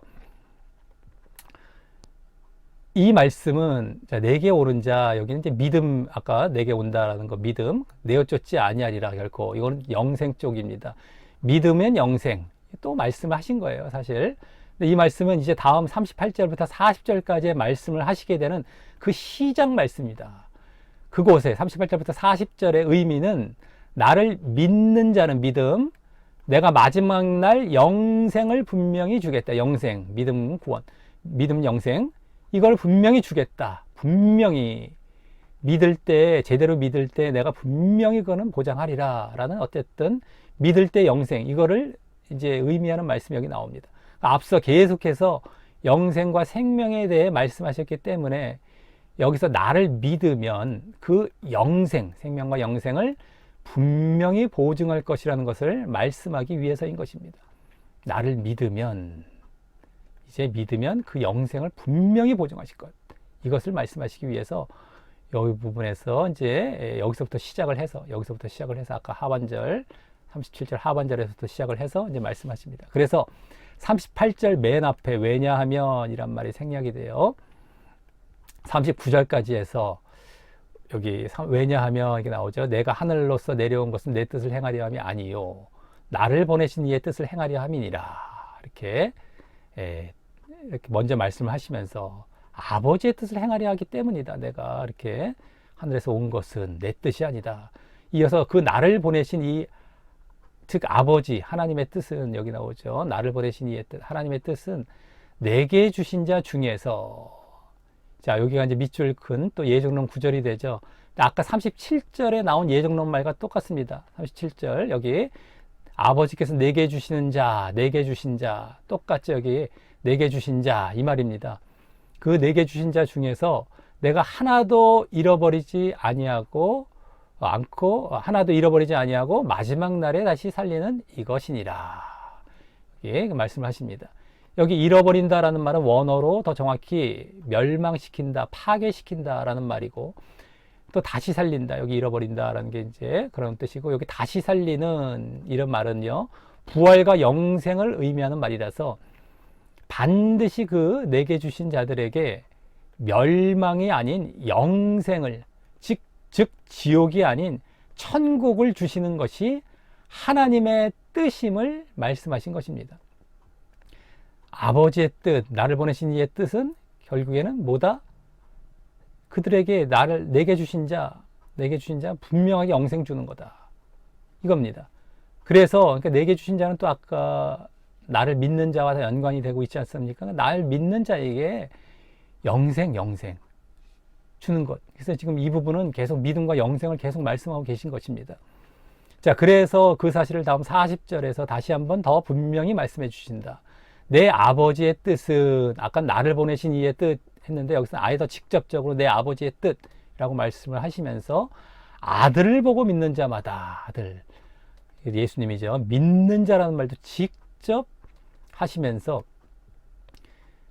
영생을 얻는다라고 하면서 믿음과 영생을 말씀하시면서 이어 마지막 날에 내가 이를 다시 살리리라. 마지막 날에 다시 살린다는 건 다 영생을 다 설명하고 있는 것 뿐이죠. 그 영생이 다시 사는 것, 이게 부활 차원에서 그것을 분명히 말씀하시면서 말이다. 그러니까 믿음과 영생을 다시 아까 38, 39절에 이어서 다시 말씀하고 있습니다. 계속해서 아들을 보고 믿는 자, 영생, 이게 하나님의 뜻이다. 자, 그리고 여기서 39절과 40절을 그대로 비교해 보면 39절, 여기 39절과 40절을 지금 그대로 비교를 해보면요. 내게 주신 자와 아들을 보고 믿는 자를 같은 의미로 사용하셨음을 볼 수 있습니다. 그러니까요. 여기 내게 주신 자 중에 하나도 잃어버리지 아니하고 마지막에 다시 살리신다. 자, 여기 나오죠. 아들을 보고 믿는 자마다 영생. 그래서 마지막 날에 다시 살리신다. 그러니까 믿는 자에게 영생. 여기 내게 주신 자 중에 영생. 그죠? 내게 주신 자, 믿는 자 같은 차원에서 말씀했다는 것을 같은 의미로 사용했다는 것을 볼 수가 있죠. 내게 주신 자, 아들을 보고 믿는 자. 그러니까 이는 앞서 37절에 나왔던 내용으로 즉 거기 37절에서는 아버지께서 주셔야 내게로 온다라고 말씀했지 않습니까? 근데 온다라는 말은 또 믿는다, 외우라고 했었죠. 믿는다라고 했기 때문에 그래서 여기서도 똑같이 그 차원에서 말씀해 주실 것입니다. 지금 37절을 여기다 실어놨어요. 내게 주시는 자, 내게로 올 것. 온다는 것은 믿는다라는 것이 보여지고 있었고요. 그 앞부분에서. 자, 그래서 주시는 자 온다 같은 거, 믿는다는 것과 같은 거예요. 그죠? 그래서 아까도 설명을 잠깐 드렸지만 여기서도 또 직접 또 한 번 보여지고 있는 겁니다. 여기서. 그죠? 주신 자와 믿는 자 똑같다라는 것을 그대로 이제 다시 한번 볼 수 있는 겁니다. 자, 그래서 여기 또 39절에 내가 하나도 잃어버리지 않는다. 39절. 여기 아까 내게 주신 자 믿는 자에게 이게 믿는 자라가 된다고 했었죠. 하나도 잃어버리지 않는다. 예. 자, 그 말을 두고 예정론에서 또한 성도의 견인교리를 주장하죠. 예? 그런데 그것이 이제 보면 그런 뜻이 아니라 예수를 믿는 자는 반드시 영생을 얻을 것, 믿는다는 것을 전제에 두고 그런 자들은 반드시 영생을 보장하겠다. 우리가 구원의 확신이라는 것을 얘기할 때 여기에 써야 된다고 말씀을 드렸죠. 너는 믿음 잘 가져. 믿음에 포커스를 둬. 그러면 구원, 영생은 내가 반드시 보장하리라. 영생에 대해서 의심하지 마. 믿음만 제대로 보여라. 이거를 주장하기 위해서 우리가 구원이라는 것이 반드시 있다. 내가 구원 받는다라는 확신이 아니라 분명히 하나님께서 영생과 구원을 예비해 놓으시고 준비해 놓으시고 이건 반드시 이런 자들에게 주신다라는 걸 반드시 믿는 거라는 차원의 구원의 확신을 얘기하는 겁니다.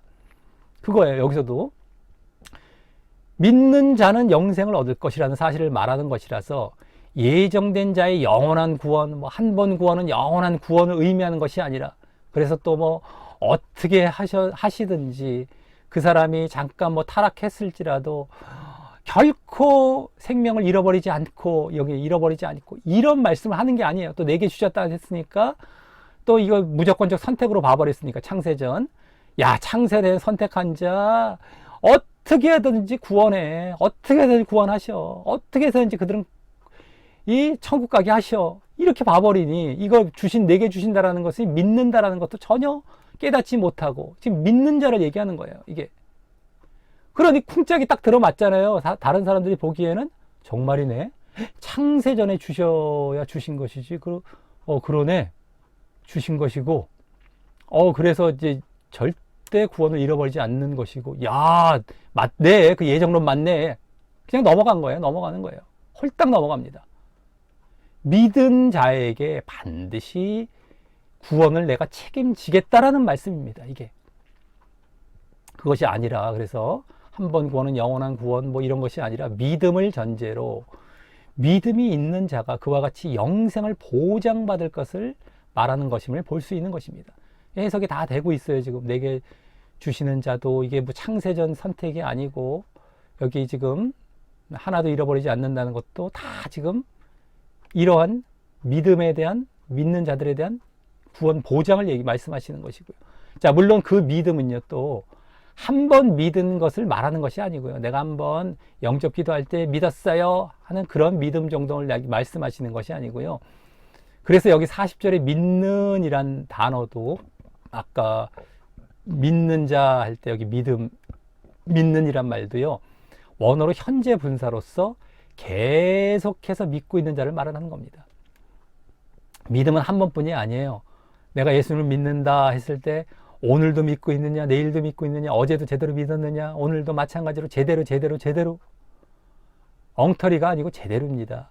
계속해서 그걸 말을 하는 겁니다. 그래서 한 번 믿은 것이 믿고 있는 것이 아니고 말입니다. 그래서 이렇게 계속해서 제대로 믿고 있는 자들에게는 나중에 구원을 보장하신다 이 말씀하신 거예요. 자, 여기까지가 예수님과 무리들과의 대화가 일단락된 것이고요. 그리고 여기서 아버지께서 내게 주시는 자는 무슨 의미인지가 남겨졌고 말입니다. 다른 거 없었죠. 지금까지 믿음과 영생에 대해서 주로 말씀을 하신 것이었어요. 또 그것을 위해서 뭐 잠깐 하늘에서 내려온 떡도 잠깐 말씀을 하셨고, 근데 아버지께서 내게 주시는 자 이 의미만 도대체 이게 왜 무슨 의미인지만 아직 남겨두고 계신 겁니다. 그죠? 이걸 아직 설명을 안 해주시고, 그건 믿는 자라는 것과 똑같다는 건 이제 아까 밝혀졌죠. 내게 주신다라는 것을 아버지께서 내게 주신다라는 것이 예수님을 믿는다라는 것과는 같다라는 건 알 수 있었지만 어떻게 아버지께서 내게 예수님께 주시는지에 대해서는 아직 밝혀지지 않았습니다. 그런 다음에 이제 다음 나머지 본문의 의미는 이를 바탕으로 조금씩 더 전개될 뿐인 것입니다. 믿음과 영생 그 의미가 이제 기본으로 지금까지 봤던 내용인데 그걸 바탕으로 더 전개가 됩니다. 그래서 먼저 41절부터 51절에서는 이제 무리들에서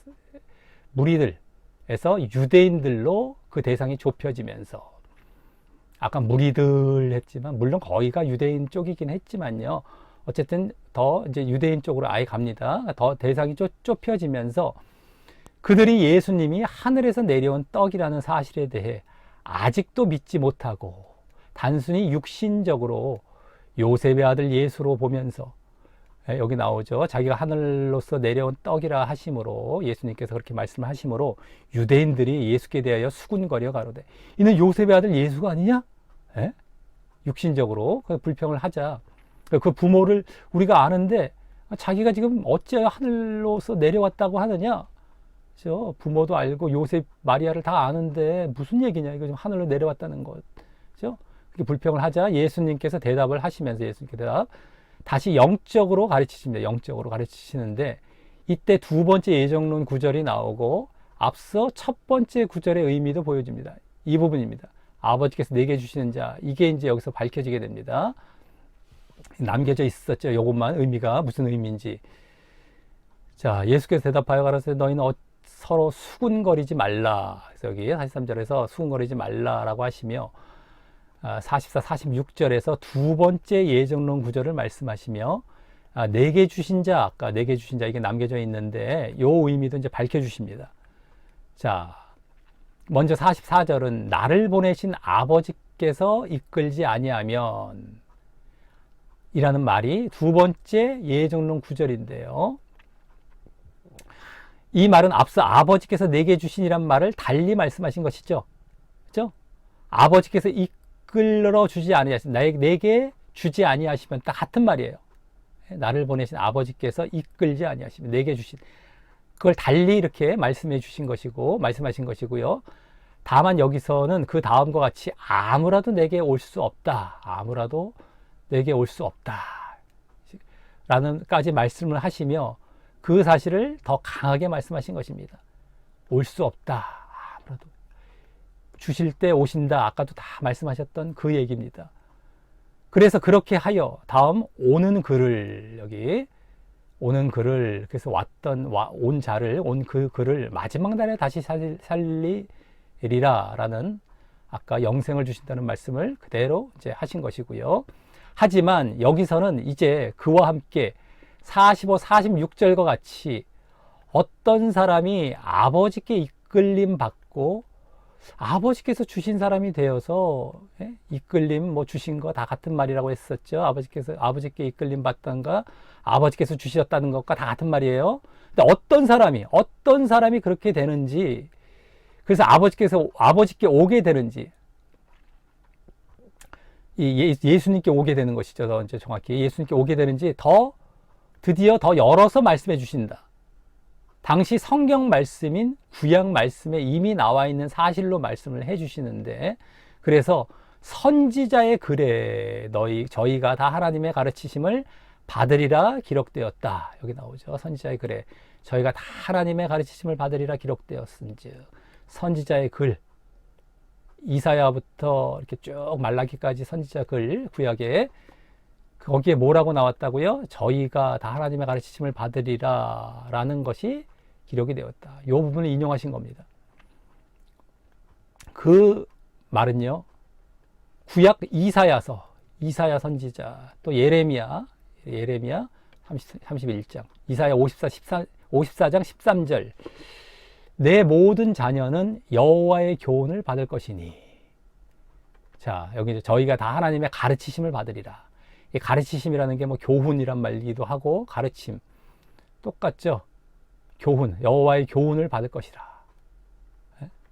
하나님의 교훈을 받으리라. 저희라는 건 여기서는 내 모든 자녀 이 말씀이 아주 정확하게 일치하는 말씀이고 또 예레미야 31장은 작은 자로부터 큰 자까지 다 나를 알미니라. 또 배워서 이렇게 나를 안다라는 차원에서 말씀하셨는데 어쨌든 주로 이사야 쪽에 이제 인용이 되시는 것이죠. 그래서 여기 하나님의 가르침이란 이 구약이 요 부분이 여기도 마찬가지지만 구약이 이 메시아를 이 이사야서가 지금 메시아를 예언한 말씀입니다. 이사야 54장 우리 뒷부분이죠. 이사야 66장 중에서 54장은 메시아를 말씀하시는 말씀입니다. 우리 의심이 되시면 찾아보시면 돼요. 근데 메시아를 예언한 말씀이기에 또 메시아가 하나님께로부터 왔기에 이 여호와의 교훈 아까 하나님의 말씀이라는 것은 다 뭐예요? 메시아의 가르침도 말을 하는 것이고 결국 예수님의 가르침인 거예요. 예수님의 가르침 이게 하나님의 가르침 예수님의 가르침입니다. 여기 지금 하나님의 가르치심을 받으리라 라고 기록되었다. 선지자의 글에 저희가 다 하나님의 가르침을 받으리라 기록되었다. 여호와의 교훈을 받을 것이다. 여호와의 교훈이 바로 하나님의 가르침. 근데 이게 지금 내 모든 자녀, 이게 지금 내라는 것이 메시아입니다. 메시아의 자녀가 될 자들은 하나님의 교훈을 받는데 그 하나님의 교훈이 바로 메시아에게 온 또 메시아의 교훈입니다. 근데 그 메시아가 지금 예수님이죠. 예수님의 가르침인 거예요. 그냥 무슨 영적 계시로 으아 그냥 그 사람에게 뭔가 빡 무슨 뭐 그냥 일방적으로 갑자기 뭐 아무것도 모르는 사람에게 영적으로 무슨 계시가 확 들어온 게 아니라 말이죠. 우리는 그 말씀만 볼 때, 이 말씀만 볼 때 아버지께 듣고 배운 사람마다 할 때, 그죠? 이 부분을 볼 때 그렇게 무슨 계시가 오나 이렇게 보여주기 쉽잖아요. 근데 그게 아니라라는 겁니다. 이 메시아 예수님의 말씀을 이제 가르침을 받는 그 사람을 얘기하는 거예요. 예, 잠시 그 전화가 울려서 끊어서 다시 이제 이어가게 되겠는데요. 자, 그래서 여기 하나님의 가르침이란 그 구약이 메시아를 예언하는 말씀이기에 또 메시아가 하나님으로부터 왔기에 메시아의 가르침도 말을 하는 것이고 결국 예수님의 가르침인 것입니다. 그냥 무슨 영적 계시 같은 것이 아니라 말입니다.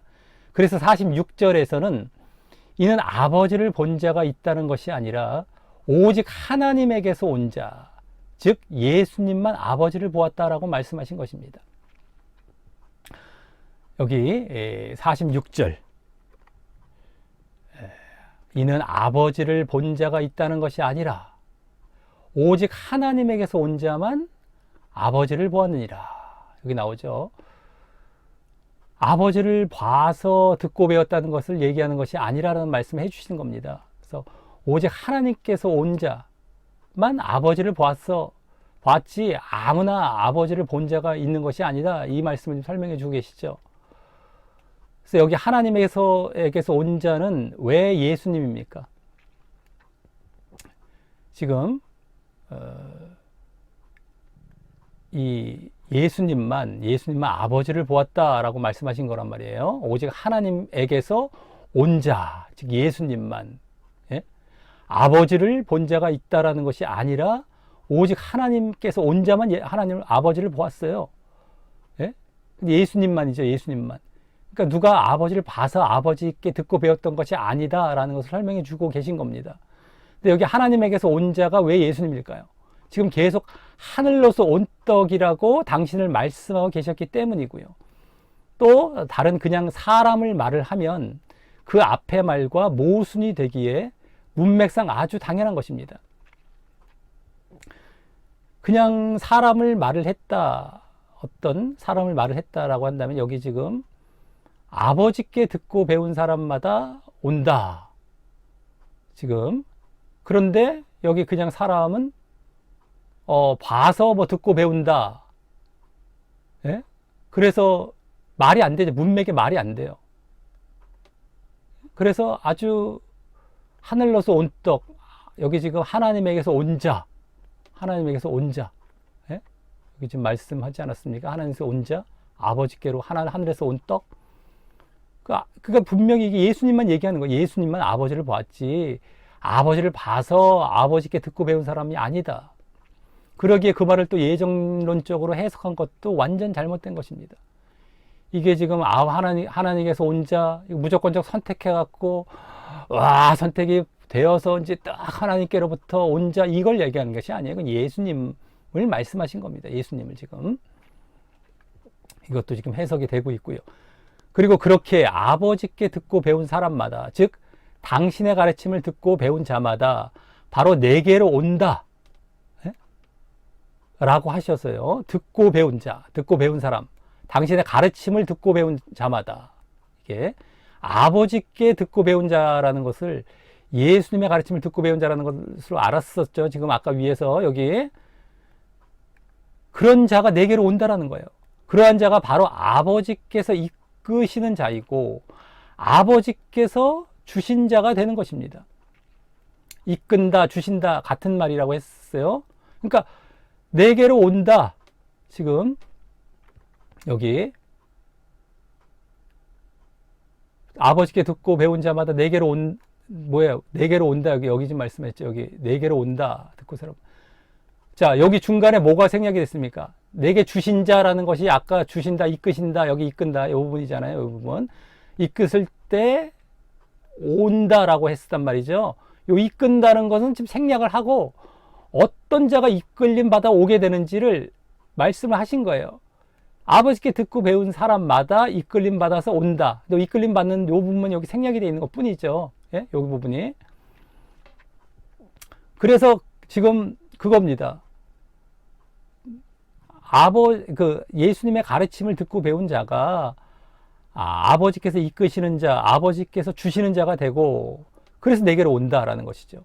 그리고 또한 그러한 자가 앞서와 같이 이제 예수님을 믿는 자, 온다라는 것과 믿는다라는 것과 똑같다고 말씀을 드리고 외우라고 말씀을 드렸습니다. 그죠?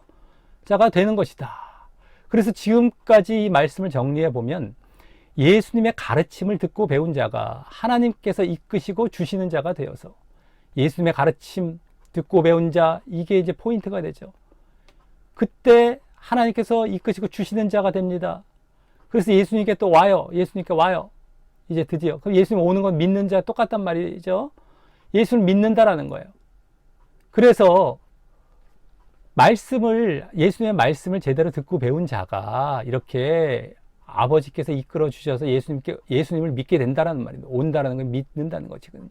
예수님의 말씀을 제대로 들은 자가 하나님의 이끄심도 이렇게 딱 받아서 주시는 이게 돼갖고 정말 예수님을 믿는 자, 말씀을 제대로 들은 자가 믿는다, 이 말이에요. 한마디로. 자, 그래서 아버지께서 내게 주시는 자는 예정론의 무조건적 선택 교리를 지지하는 것이 아니라 바로 하나님과 예수님의 말씀을 듣고 배우는 것을 전제하신 말씀이고, 그래서 그러한 자가 바로 예수님께 와서 예수님을 믿게 된다는 것을 말씀하신 것입니다. 믿는다. 말씀을 듣고 배우는 것. 이거예요. 이걸로 정리가 되죠. 내게 주시는 자. 그래서 아까 내게 주시는 자의 의미가 아직 안 밝혀졌는데 여기서 다 밝혀지고 있잖아요. 예수님께서 뒤로 가면 갈수록 그 의미들을 더 정확하게 이제 하나씩 밝혀주시면서 여기까지 오신 겁니다.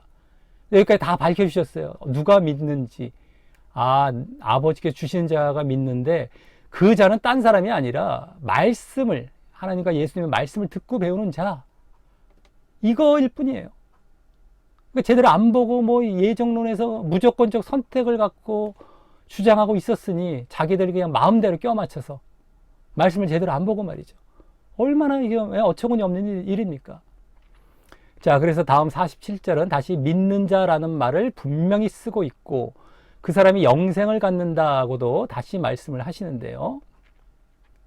믿는 자, 영생을 갖는다. 믿음과 영생. 그래서 진실로 진실로 너에게 이르노니 믿는 자는 영생을 가졌나니. 지금 전체 흐름이 이 말씀하셨던 건데 여기서 다시 일로 돌아가는 겁니다. 이제 이렇게 쭉 설명을 다 해주시고 다시 이제 요약된 이 부분으로 돌아가고 계시죠. 믿음과 영생. 제대로 이제는 말씀을 해주시면서. 그러니까 말씀을 제대로 보면 그냥 의미가 그대로 제대로 나와요. 다 나옵니다. 제대로 봤다는 것이 여기서 다 우리도 밝혀지잖아요. 믿음과 영생. 이거 말씀하신 거예요. 믿는 자는 아버지께서 주신 자인데 그런 자는 또 말씀을 듣고 배운 자다. 앞에 다 설명해 주셨고요. 자, 이후 48절부터 51절에서는 다시 당신을 구약의 만나와 비교하시며 만나니까 떡 쪽인데 생명의 떡이라고 분명히 말씀해 주시면서 이번에는 그 떡을 먹으면 이라고 말씀하시며 드디어 이제 먹는다는 말씀을 주로 많이 하시게 됩니다. 당신을 믿는 것이 그 생명의 떡을 먹는 것임을 더 직접 밝혀주시며 믿는 것과 먹는 것. 그러한 자가 만나 떡과 같이 이건 죽었어요. 만나 떡 먹는 사람. 근데 그렇게 죽지 않고 영생한다라고 하시는 겁니다. 영생. 믿음과 영생을 또 말씀하시세요. 근데 생명의 떡이라는 말씀을 제대로 이제 또 설명을 해 주시면서 이거를 먹으라, 이게 믿으라는 건데 그러면서 영생 얻으라 라고 말씀을 해 주십니다. 맨 뒷부분에 나의 줄 떡은 곧 세상의 생명, 세상의 생명을 위한 내 살. 이제 떡뿐만 아니라 살로 얘기를 하십니다. 떡을 먹으라고 하셨기 때문에 살을 먹으라라는 차원에서 말씀을 또 해주시는 것이죠. 그 당신의 살로도 말씀을 하시며 세상의 생명도 말씀하시면서 말입니다. 영생적이고 또 세상입니다. 세상. 그래서 여기 내가 곧 생명의 떡이로다. 너희 조상들은 광야에서 만나를 먹어도 죽었거니와 이는 나는 하늘에서 내려온 떡이니 사람으로 하여금 먹고 죽지 아니하게 하는 것이라. 영생 얻게 하는 것이. 나는 하늘로서 내려온 산떡. 또 말씀하시면서 사람이 이 떡을 먹으면 이 먹으면이라는 말씀을 이제 본격적으로 하십니다. 영생.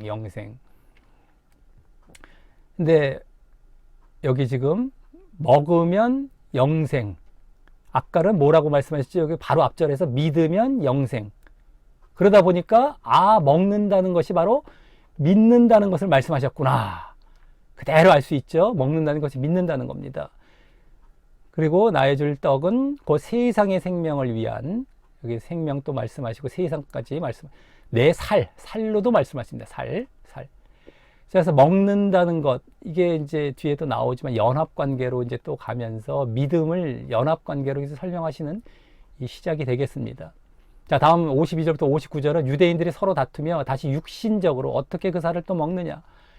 이 사람들은 계속 다 육신에 머물러 있죠. 라고 하자. 예수님께서 이번에는 당신의 살과 당신의 피로도 말씀하셨어요. 살뿐만 아니라 아까 살을 여기서 말씀하셨지 않습니까? 피까지 이제 더 더불어 말씀을 하세요. 그러면서 살은 먹고 쪽이고 피는 마시는 쪽이죠. 그래서 먹고 마셔야 영생한다고 다시 가르치십니다. 그리고 여기 먹고 마신다는 말도 이 현재 분사로서 계속 믿어야 된다라는 것이죠. 먹고 마신다, 이게 다 믿음을 말한단 말이죠, 지금. 근데 계속이에요. 계속 믿는 것. 이러므로 유대인들이 서로 다투어 가로되 이 사람이 어찌 능히 제사를 우리에게 주어 먹게 하겠느냐. 예수께서 이르시되 내가 진실로 너희에게 이르노니 인자의 살을 먹지 아니하고 인자의 피를 마시지 아니하면 너희 속에 생명이 없느니라. 살을 먹고 피를 마시는 자는 영생을 가졌고 마지막 날에 내가 그를 다시 살리리니 내 살은 참된 양식이요 내 피는 참된 음료로다. 내 살을 먹고 내 피를 마시는 자는 내 안에 거하고 나도 그 안에 거하라니. 여기 지금 다른 말씀 없죠? 살과 피 말씀하시면서 먹고 마셔라. 그때 여기 내 안에 거하고 나도 그 안에 거하고 연합의 관계를 또 말씀을 해주고 계십니다. 우리가 믿음이라는 것, 먹는다는 거, 먹고 마시는 게 지금 믿음이라는 걸 알지 않았습니까? 믿음은 이러한 연합 관계로 들어가야 되는 거예요. 사실은요. 십자가와 부활에 연합하고 이러한 연합이 있어야 진정한 믿음입니다. 예수님께서 다 이렇게 말씀해 주셨어요. 뭐 포도나무 비유도 마찬가지지만 그 말씀이 또 내 안에 거하는 것도 되고요.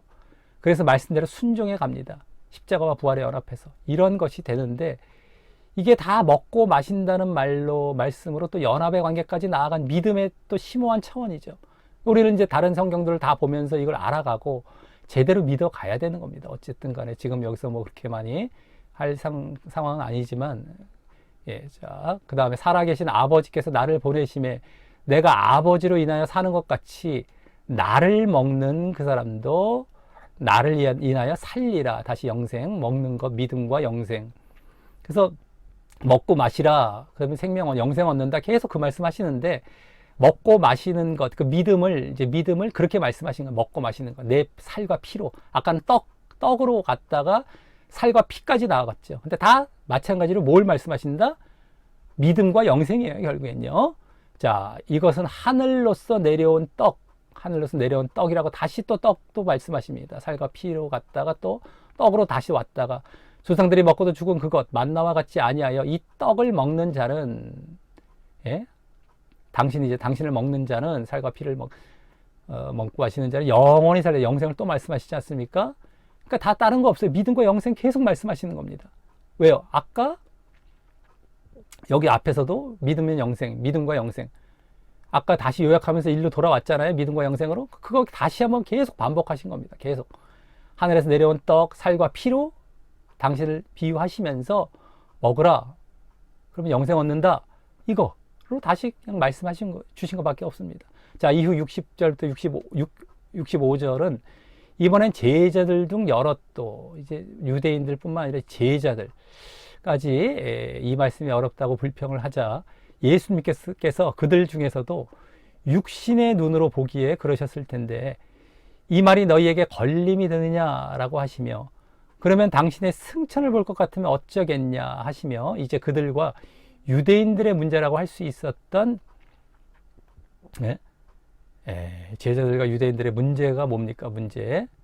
영이 살리는 것이고 육은 무익하다. 육에 있었던 것이죠, 그들이. 내가 너희에게 이른 말이 영이요 생명이니라. 생명까지 말씀하십니다. 여기 말이 나왔어요. 예수님의 말씀이 영적인 말씀이고 그때 생명 얻는다. 이게 또 말씀하고 있어요. 믿으면 생명 얻는다 했는데 여기 말씀, 영의 말씀으로 생명 얻는다. 중간에 믿음이 생략이 됐다라고 볼 수 있겠고요. 이쪽으로 지금 가고 있습니다. 그래서 계속해서 영적으로 말씀을 하셨기 때문에 이제 그들의 육신적 시각을 꼬집으신 것이죠. 그들이 하도 그냥 육신적으로 받아들이며 못 알아듣고 있습니다. 영적인 말씀을 하시면서 영생까지 말씀을 해주셨습니다. 이게 이제 나오죠. 제자 중 여럿이 듣고 말하되 이 말씀 어렵도다 누가 들을 수 있느냐 한데 예수께서 스스로 제자들이 이 말씀에 대하여 수군거리는 줄 아시고 가라사대 이 말이 너희에게 걸림이 되느냐 그러면 너희가 인자의 이전 있던 곳으로 올라가는 것을 볼 것 같으면 어찌하려느냐 승천이죠 승천 살리는 것은 영이니 육은 무익하니라 영 내가 너희에게 이른 말이 영의 말씀이다 그래서 생명이니라 라고 말씀해 주십니다. 아까 말씀을 듣고 배운 자들이 내게로 온다. 나를 믿는다. 예수님의 말씀을, 영적인 말씀을 들어야 예수님을 믿어서 영생으로 간다. 이 말씀 여기 포함돼서 지금 말씀을 보여주고 계신 겁니다. 자, 그래서 다음 64절에서는 그러나 너희 중에 믿지 않는 자들이 있다고 하시며 다시 65절에서 세 번째 예정론 구절을 말씀을 하시는데요. 여기 그러나 너희 중에 믿지 아니하는 자들이 있다 이렇게 말씀을 하시면서 그러면서 이러므로 전에 즉 앞서 너희에게 말하기를 내 아버지께서 오게 하여 주지 않으시면 누구든지 내게 올 수 없다. 믿지 아니한 자들 해갖고 이제 뭐 팔자 가룟유다부터 해서 뭐 믿지 아니한 자들 누군지 아시며 이런 말씀까지 한 다음에 이러함으로 여기 너희에게 말하기를 내 아버지께서 오게 하여 주지 아니하시면 누구든지 내게 올 수 없다 라고 하신다. 자, 이 말씀은 이제 앞서 모두 살펴본 말씀이죠. 여기 아버지께서 오게 하여 주지 아니하시면 아버지께서 오게 하여 아버지께서 주셔서 오게 하여 주신다는 것이죠. 그걸 이제 종합해서 말씀을 하고 있는 겁니다. 다만 여기서는 문맥상 내가 이른 말을 영적으로 받아들여야 그 말씀을 듣고 배워서 아버지께 오게 하여 주시고 또 그래서 예수님께 올 수 있음을 덧붙여 보이고 계셨던 것입니다. 내게 이른 말을 영적으로 받아들여 영적으로 믿지 아니하는 자들 왜 믿지 않을까? 영적으로 받아들이지 않았기 때문입니다. 그래서 이 예수님의 말씀을요. 근데 그 말씀을 듣고 배워서 아버지께서 오게 하여 주시고 그래서 예수님께 올 수 있다는 것을 덧붙여 좀 보여주고 계신 겁니다. 영적으로 너희들이 받아들이고 영적인 말씀인 걸 알아야 되는 겁니다. 영적으로. 그래야 그 말씀을 드디어 듣고 배우는 거예요. 이걸 덧붙여 보여주고 있어요. 여기 지금 내가 이런 말이 영이다라고 지금 말씀하시면서 이게 지금 오게 하여 주신다, 믿는다 이 말씀을 지금 하고 있기 때문입니다. 그대로. 그래서 이제는 아까 뭐 말씀을 듣고 배워야 온다라는 말씀을 해 주셨는데 여기서는 지금 바로 그 내용도 보여지되 바로 영적인 말씀이라는 것까지 보여주고 있기 때문입니다. 그래서 제대로 우리가 말씀을 영적으로 듣고 배워야만 아버지께서 예수님께 오게 하여 주시는 그 예수님을 믿는 자리로 나아간다라는 거예요.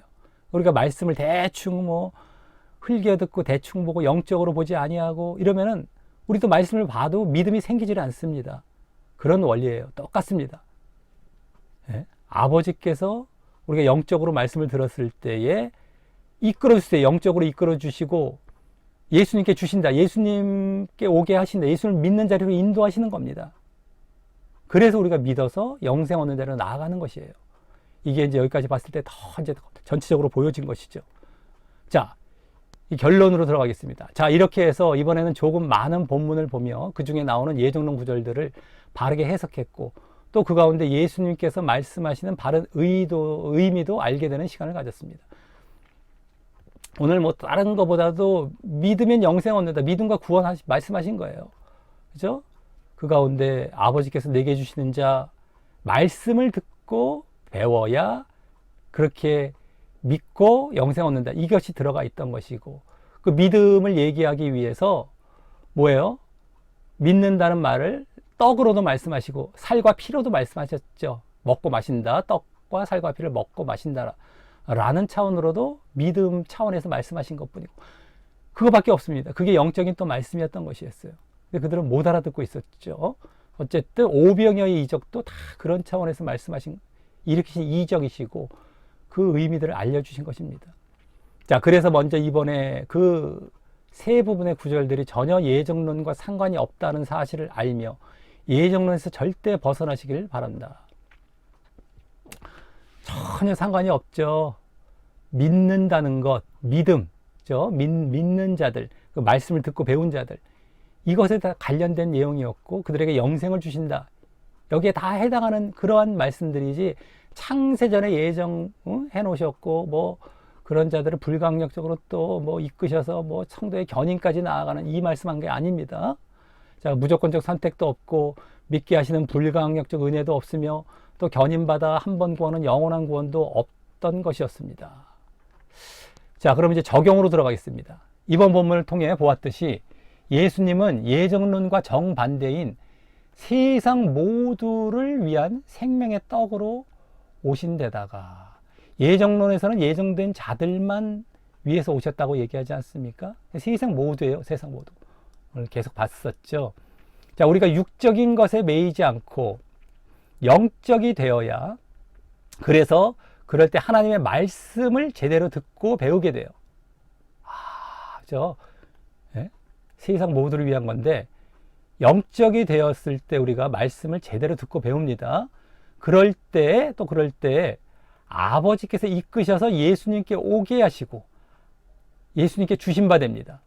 이끄신다. 아버지께서 이끄시고 주신다. 이거 이렇게 듣고 배운 자가 그렇게 된다고 그랬었죠. 그래서 예수님께 오게 되어지는 이러한 것이 되는 겁니다. 또 결국 그는 예수님께 오는, 이거는 온다라는 것은 예수님을 믿는 자라고 계속 봤지 않습니까? 예수님을 믿는 자가 되고 그렇다고 거기서 끝나는 것이 아니고 그 믿음의 모습이 계속해서 지속될 때 예수님은 아버지 하나님의 뜻을 따라 그 사람을 아버지의 뜻이라고 했었어요. 아까 하나님 내 아버지의 뜻, 그것은 그 사람을 반드시 잃지 않고 마지막 날에 다시 살리시는 영생을 주실 것이다. 이게 아버지의 뜻이에요. 제대로 믿음을 계속 이렇게 보이는 자들에게 영생을 주시는 게 아버지의 뜻일 정도로 확실히 주신다는 겁니다. 자, 그런 영적인 것에 관심을 두고 이것을 알고요. 여기까지 알고 그런 영적인 것에 관심을 두고 그래서 말씀을 듣고 배워야 되겠죠. 영적인 것 관심이 있는 자가 말씀이 이제 듣고 배워집니다. 들어오고요. 그래서 그에 따른 믿음을 이제 아버지께서 이끄시고 주시고 온다. 그때 이렇게 믿음으로 나아가는 것이죠. 이렇게 말씀을 제대로 듣고 배운 자에게 그렇게 하여 주신다고 했던 것처럼 믿음이 들어간다는 거예요. 그래서 그 믿음을 이제 영생의 또 소망을 갖고 또 지속해야 됩니다. 그러니까 말씀을 들어서 믿는데 그 말씀도 우리가 그냥 있을 때 들리는 것이 아니라 영적인 자리에 있어야 들립니다. 영적인 자리 말씀 듣고 믿어라. 그래서 영생으로 나아가라. 믿는 것도 지속해서 믿어라. 이 말씀하신 거예요. 오늘 전체적으로 말씀하신 것이. 자, 그리고 반대로 그러지 못할 때에는 영생을 잃게 됩니다. 그러니까 육적인 것에 관심을 두고 그 말씀도 안 들리고 그래서 또 믿음도 없는 데다가 믿음도 뭐 지속하지도 않죠. 한번 또 가졌다 할지라도 이렇게 되는 겁니다. 영생을 잃게 되죠. 그러면요. 이걸 아시고 그 예정론 교리로 인하여 이 말씀을 잘못 보고, 예? 이 말씀을 잘못 보고요. 오히려 그러한 반대의 모습으로 나아가게 된다는 사실을 알고 조심을 해야 됩니다. 예? 이게 예정론이요. 지난번부터 계속 봤지 않습니까? 계속 몇 주째 전부터 봤었는데요. 오히려 예정론 때문에 못하게 돼요. 이렇게 바른 믿음을 못 갖게 됩니다. 이런 걸 조심시키는 것이 바로 이런 말씀들인데, 그걸로 마치 예정론에서는 자기들 교리를 주장하는데 쓰고 있다라는 겁니다. 예? 눈 뜨고 코베기예요. 눈 뜨고 코베기. 많이 보이는 가운데 거짓 것을 코를 베가는 거죠. 거짓 것을 심겨주고 말이죠. 그대로 하나님의 이 예정론을 조심시키는 말씀을 갖고 오히려 예정론을 주장하는 데 쓰고 있다는 겁니다. 그래서 예정론 교리로 인해서 이 말씀을 잘못 보고 오히려 그런 반대의 모습으로 나아가게 된다는 사실을 알고 조심해야 됩니다. 왜 그랬습니까? 뒤에 나오죠. 자신은 예정되었다고 하면서 그 폐단인 자기 부인이 없어서요. 자기가 예정되었다고 했기 때문에 자기 부인이 없습니다. 이들의 자기 부인은 하나님의 절대 주권을 주장하면서 나는 아무것도 할 수 없어 라고 하는 자기 부인, 엉터리 자기 부인을 주장하는데, 그거 자기 부인이 아닙니다. 예? 너가 해라. 너가 자신을 죽이고 순종해라 라는 차원의 쪽이가 자기 부인인데, 그들은 아무것도 못해요. 이러면서 나는 못해. 하나님만 다 하셔. 자기 부인. 완전 반대로 또 갖다 써놨어요. 이것도 분별 잘 하셔야 됩니다. 그들도 이런 용어를 뭐 안 쓸 수는 없잖아요. 성경에 나오니까. 쓰긴 쓰는데 그렇게 엉터리로 갖다 써요. 자, 어쨌든 그래서 영적이 되어야 된다라고 아주 중요한 그 출발점이 영적이 되어야 되는 겁니다. 사실은요. 근데 이 자기 부인이 없으니까 영적으로 되어지기 만무합니다. 자기가 죽어야 육이 죽고 영적으로 내가 부인 돼서 육이 죽는 거거든요. 이게. 그래서 영적으로 나아가는데 이걸 못해요. 이들은요. 자, 그런데다가 예정되었다 하여서 말씀조차 제대로 듣고 배울리 만무하며, 뭐 영적이지 않으니 말씀조차 뭐 제대로 들어오겠습니까? 근데 말씀 자체도 영적이고 육적이고 떠나서 말씀 자체도 별로 그렇게 관심도 갖지도 않게 돼요. 예정되었다고 하기 때문에요. 그래서 또 하나님께 이끌려 영적이 되어서 말씀을 제대로 들어야만 이게 하나님께 이끌려, 예? 예수님께 나아가서, 그러니까 하나님께서 주신 바 되어서 예수님께 나아가서 예수님을 진정 믿는 믿음의 자리로 나아가잖아요. 오는 것, 믿음. 그것도 보일리 만무하고, 또 혹 어쩌다가 믿음의 자리로 어쩌다 들어온 것 같아 보여도 그것이 지속될 리가 만무합니다. 예정론은요. 그러니까 문제예요. 한번 제대로 들어오기도 어려운 데다가 들어왔다 할지라도 예정론을 믿고 있으면 결국엔 지속이 안 돼 갖고 또 믿음에서 벗어나게 됩니다. 결국엔 지옥에 또 떨어져요. 예정론은 무조건 벗어나지 않으면 그냥 지옥 가는 겁니다. 그래서 이 영적이 되고 말씀 제대로 듣고 그래서 믿음, 이게 다 불가능하게 돼요. 제대로 믿음 넣어 주셔야 된다 이런 얘기는 하고 있잖아요. 예? 자기가 믿을 생각도 없어요. 무조건 다 지옥입니다. 자, 부디 이번 말씀을 통해 미혹하는 예정론을 조심하며 영적이 되어서 말씀을 듣고 배워 믿음을 영생을 바라보며 지속함으로, 예정론을 조심해야 이렇게 되는 겁니다. 영적이 되어 말씀을 이제 듣고 배우게 되는 것이죠. 그래서 믿음을 갖게 됩니다. 그래서 이제 영생으로 나아가죠. 영생을 바라보며 또 믿음도 지속입니다. 지속함으로 결국 예수님께서 반드시 약속하신 영생 가운데 이르게 되기를 소원합니다. 정말 예정론 조심해야 이렇게 되는 겁니다. 철저히 조심하시고요. 자, 오늘은 이제 여러 가지 본문도 길고 중간에 또 전화가 와서 또 잠깐 끊어지는 경우도 있었지만 어쨌든 오래 또 시간이 걸린 것 같은데요.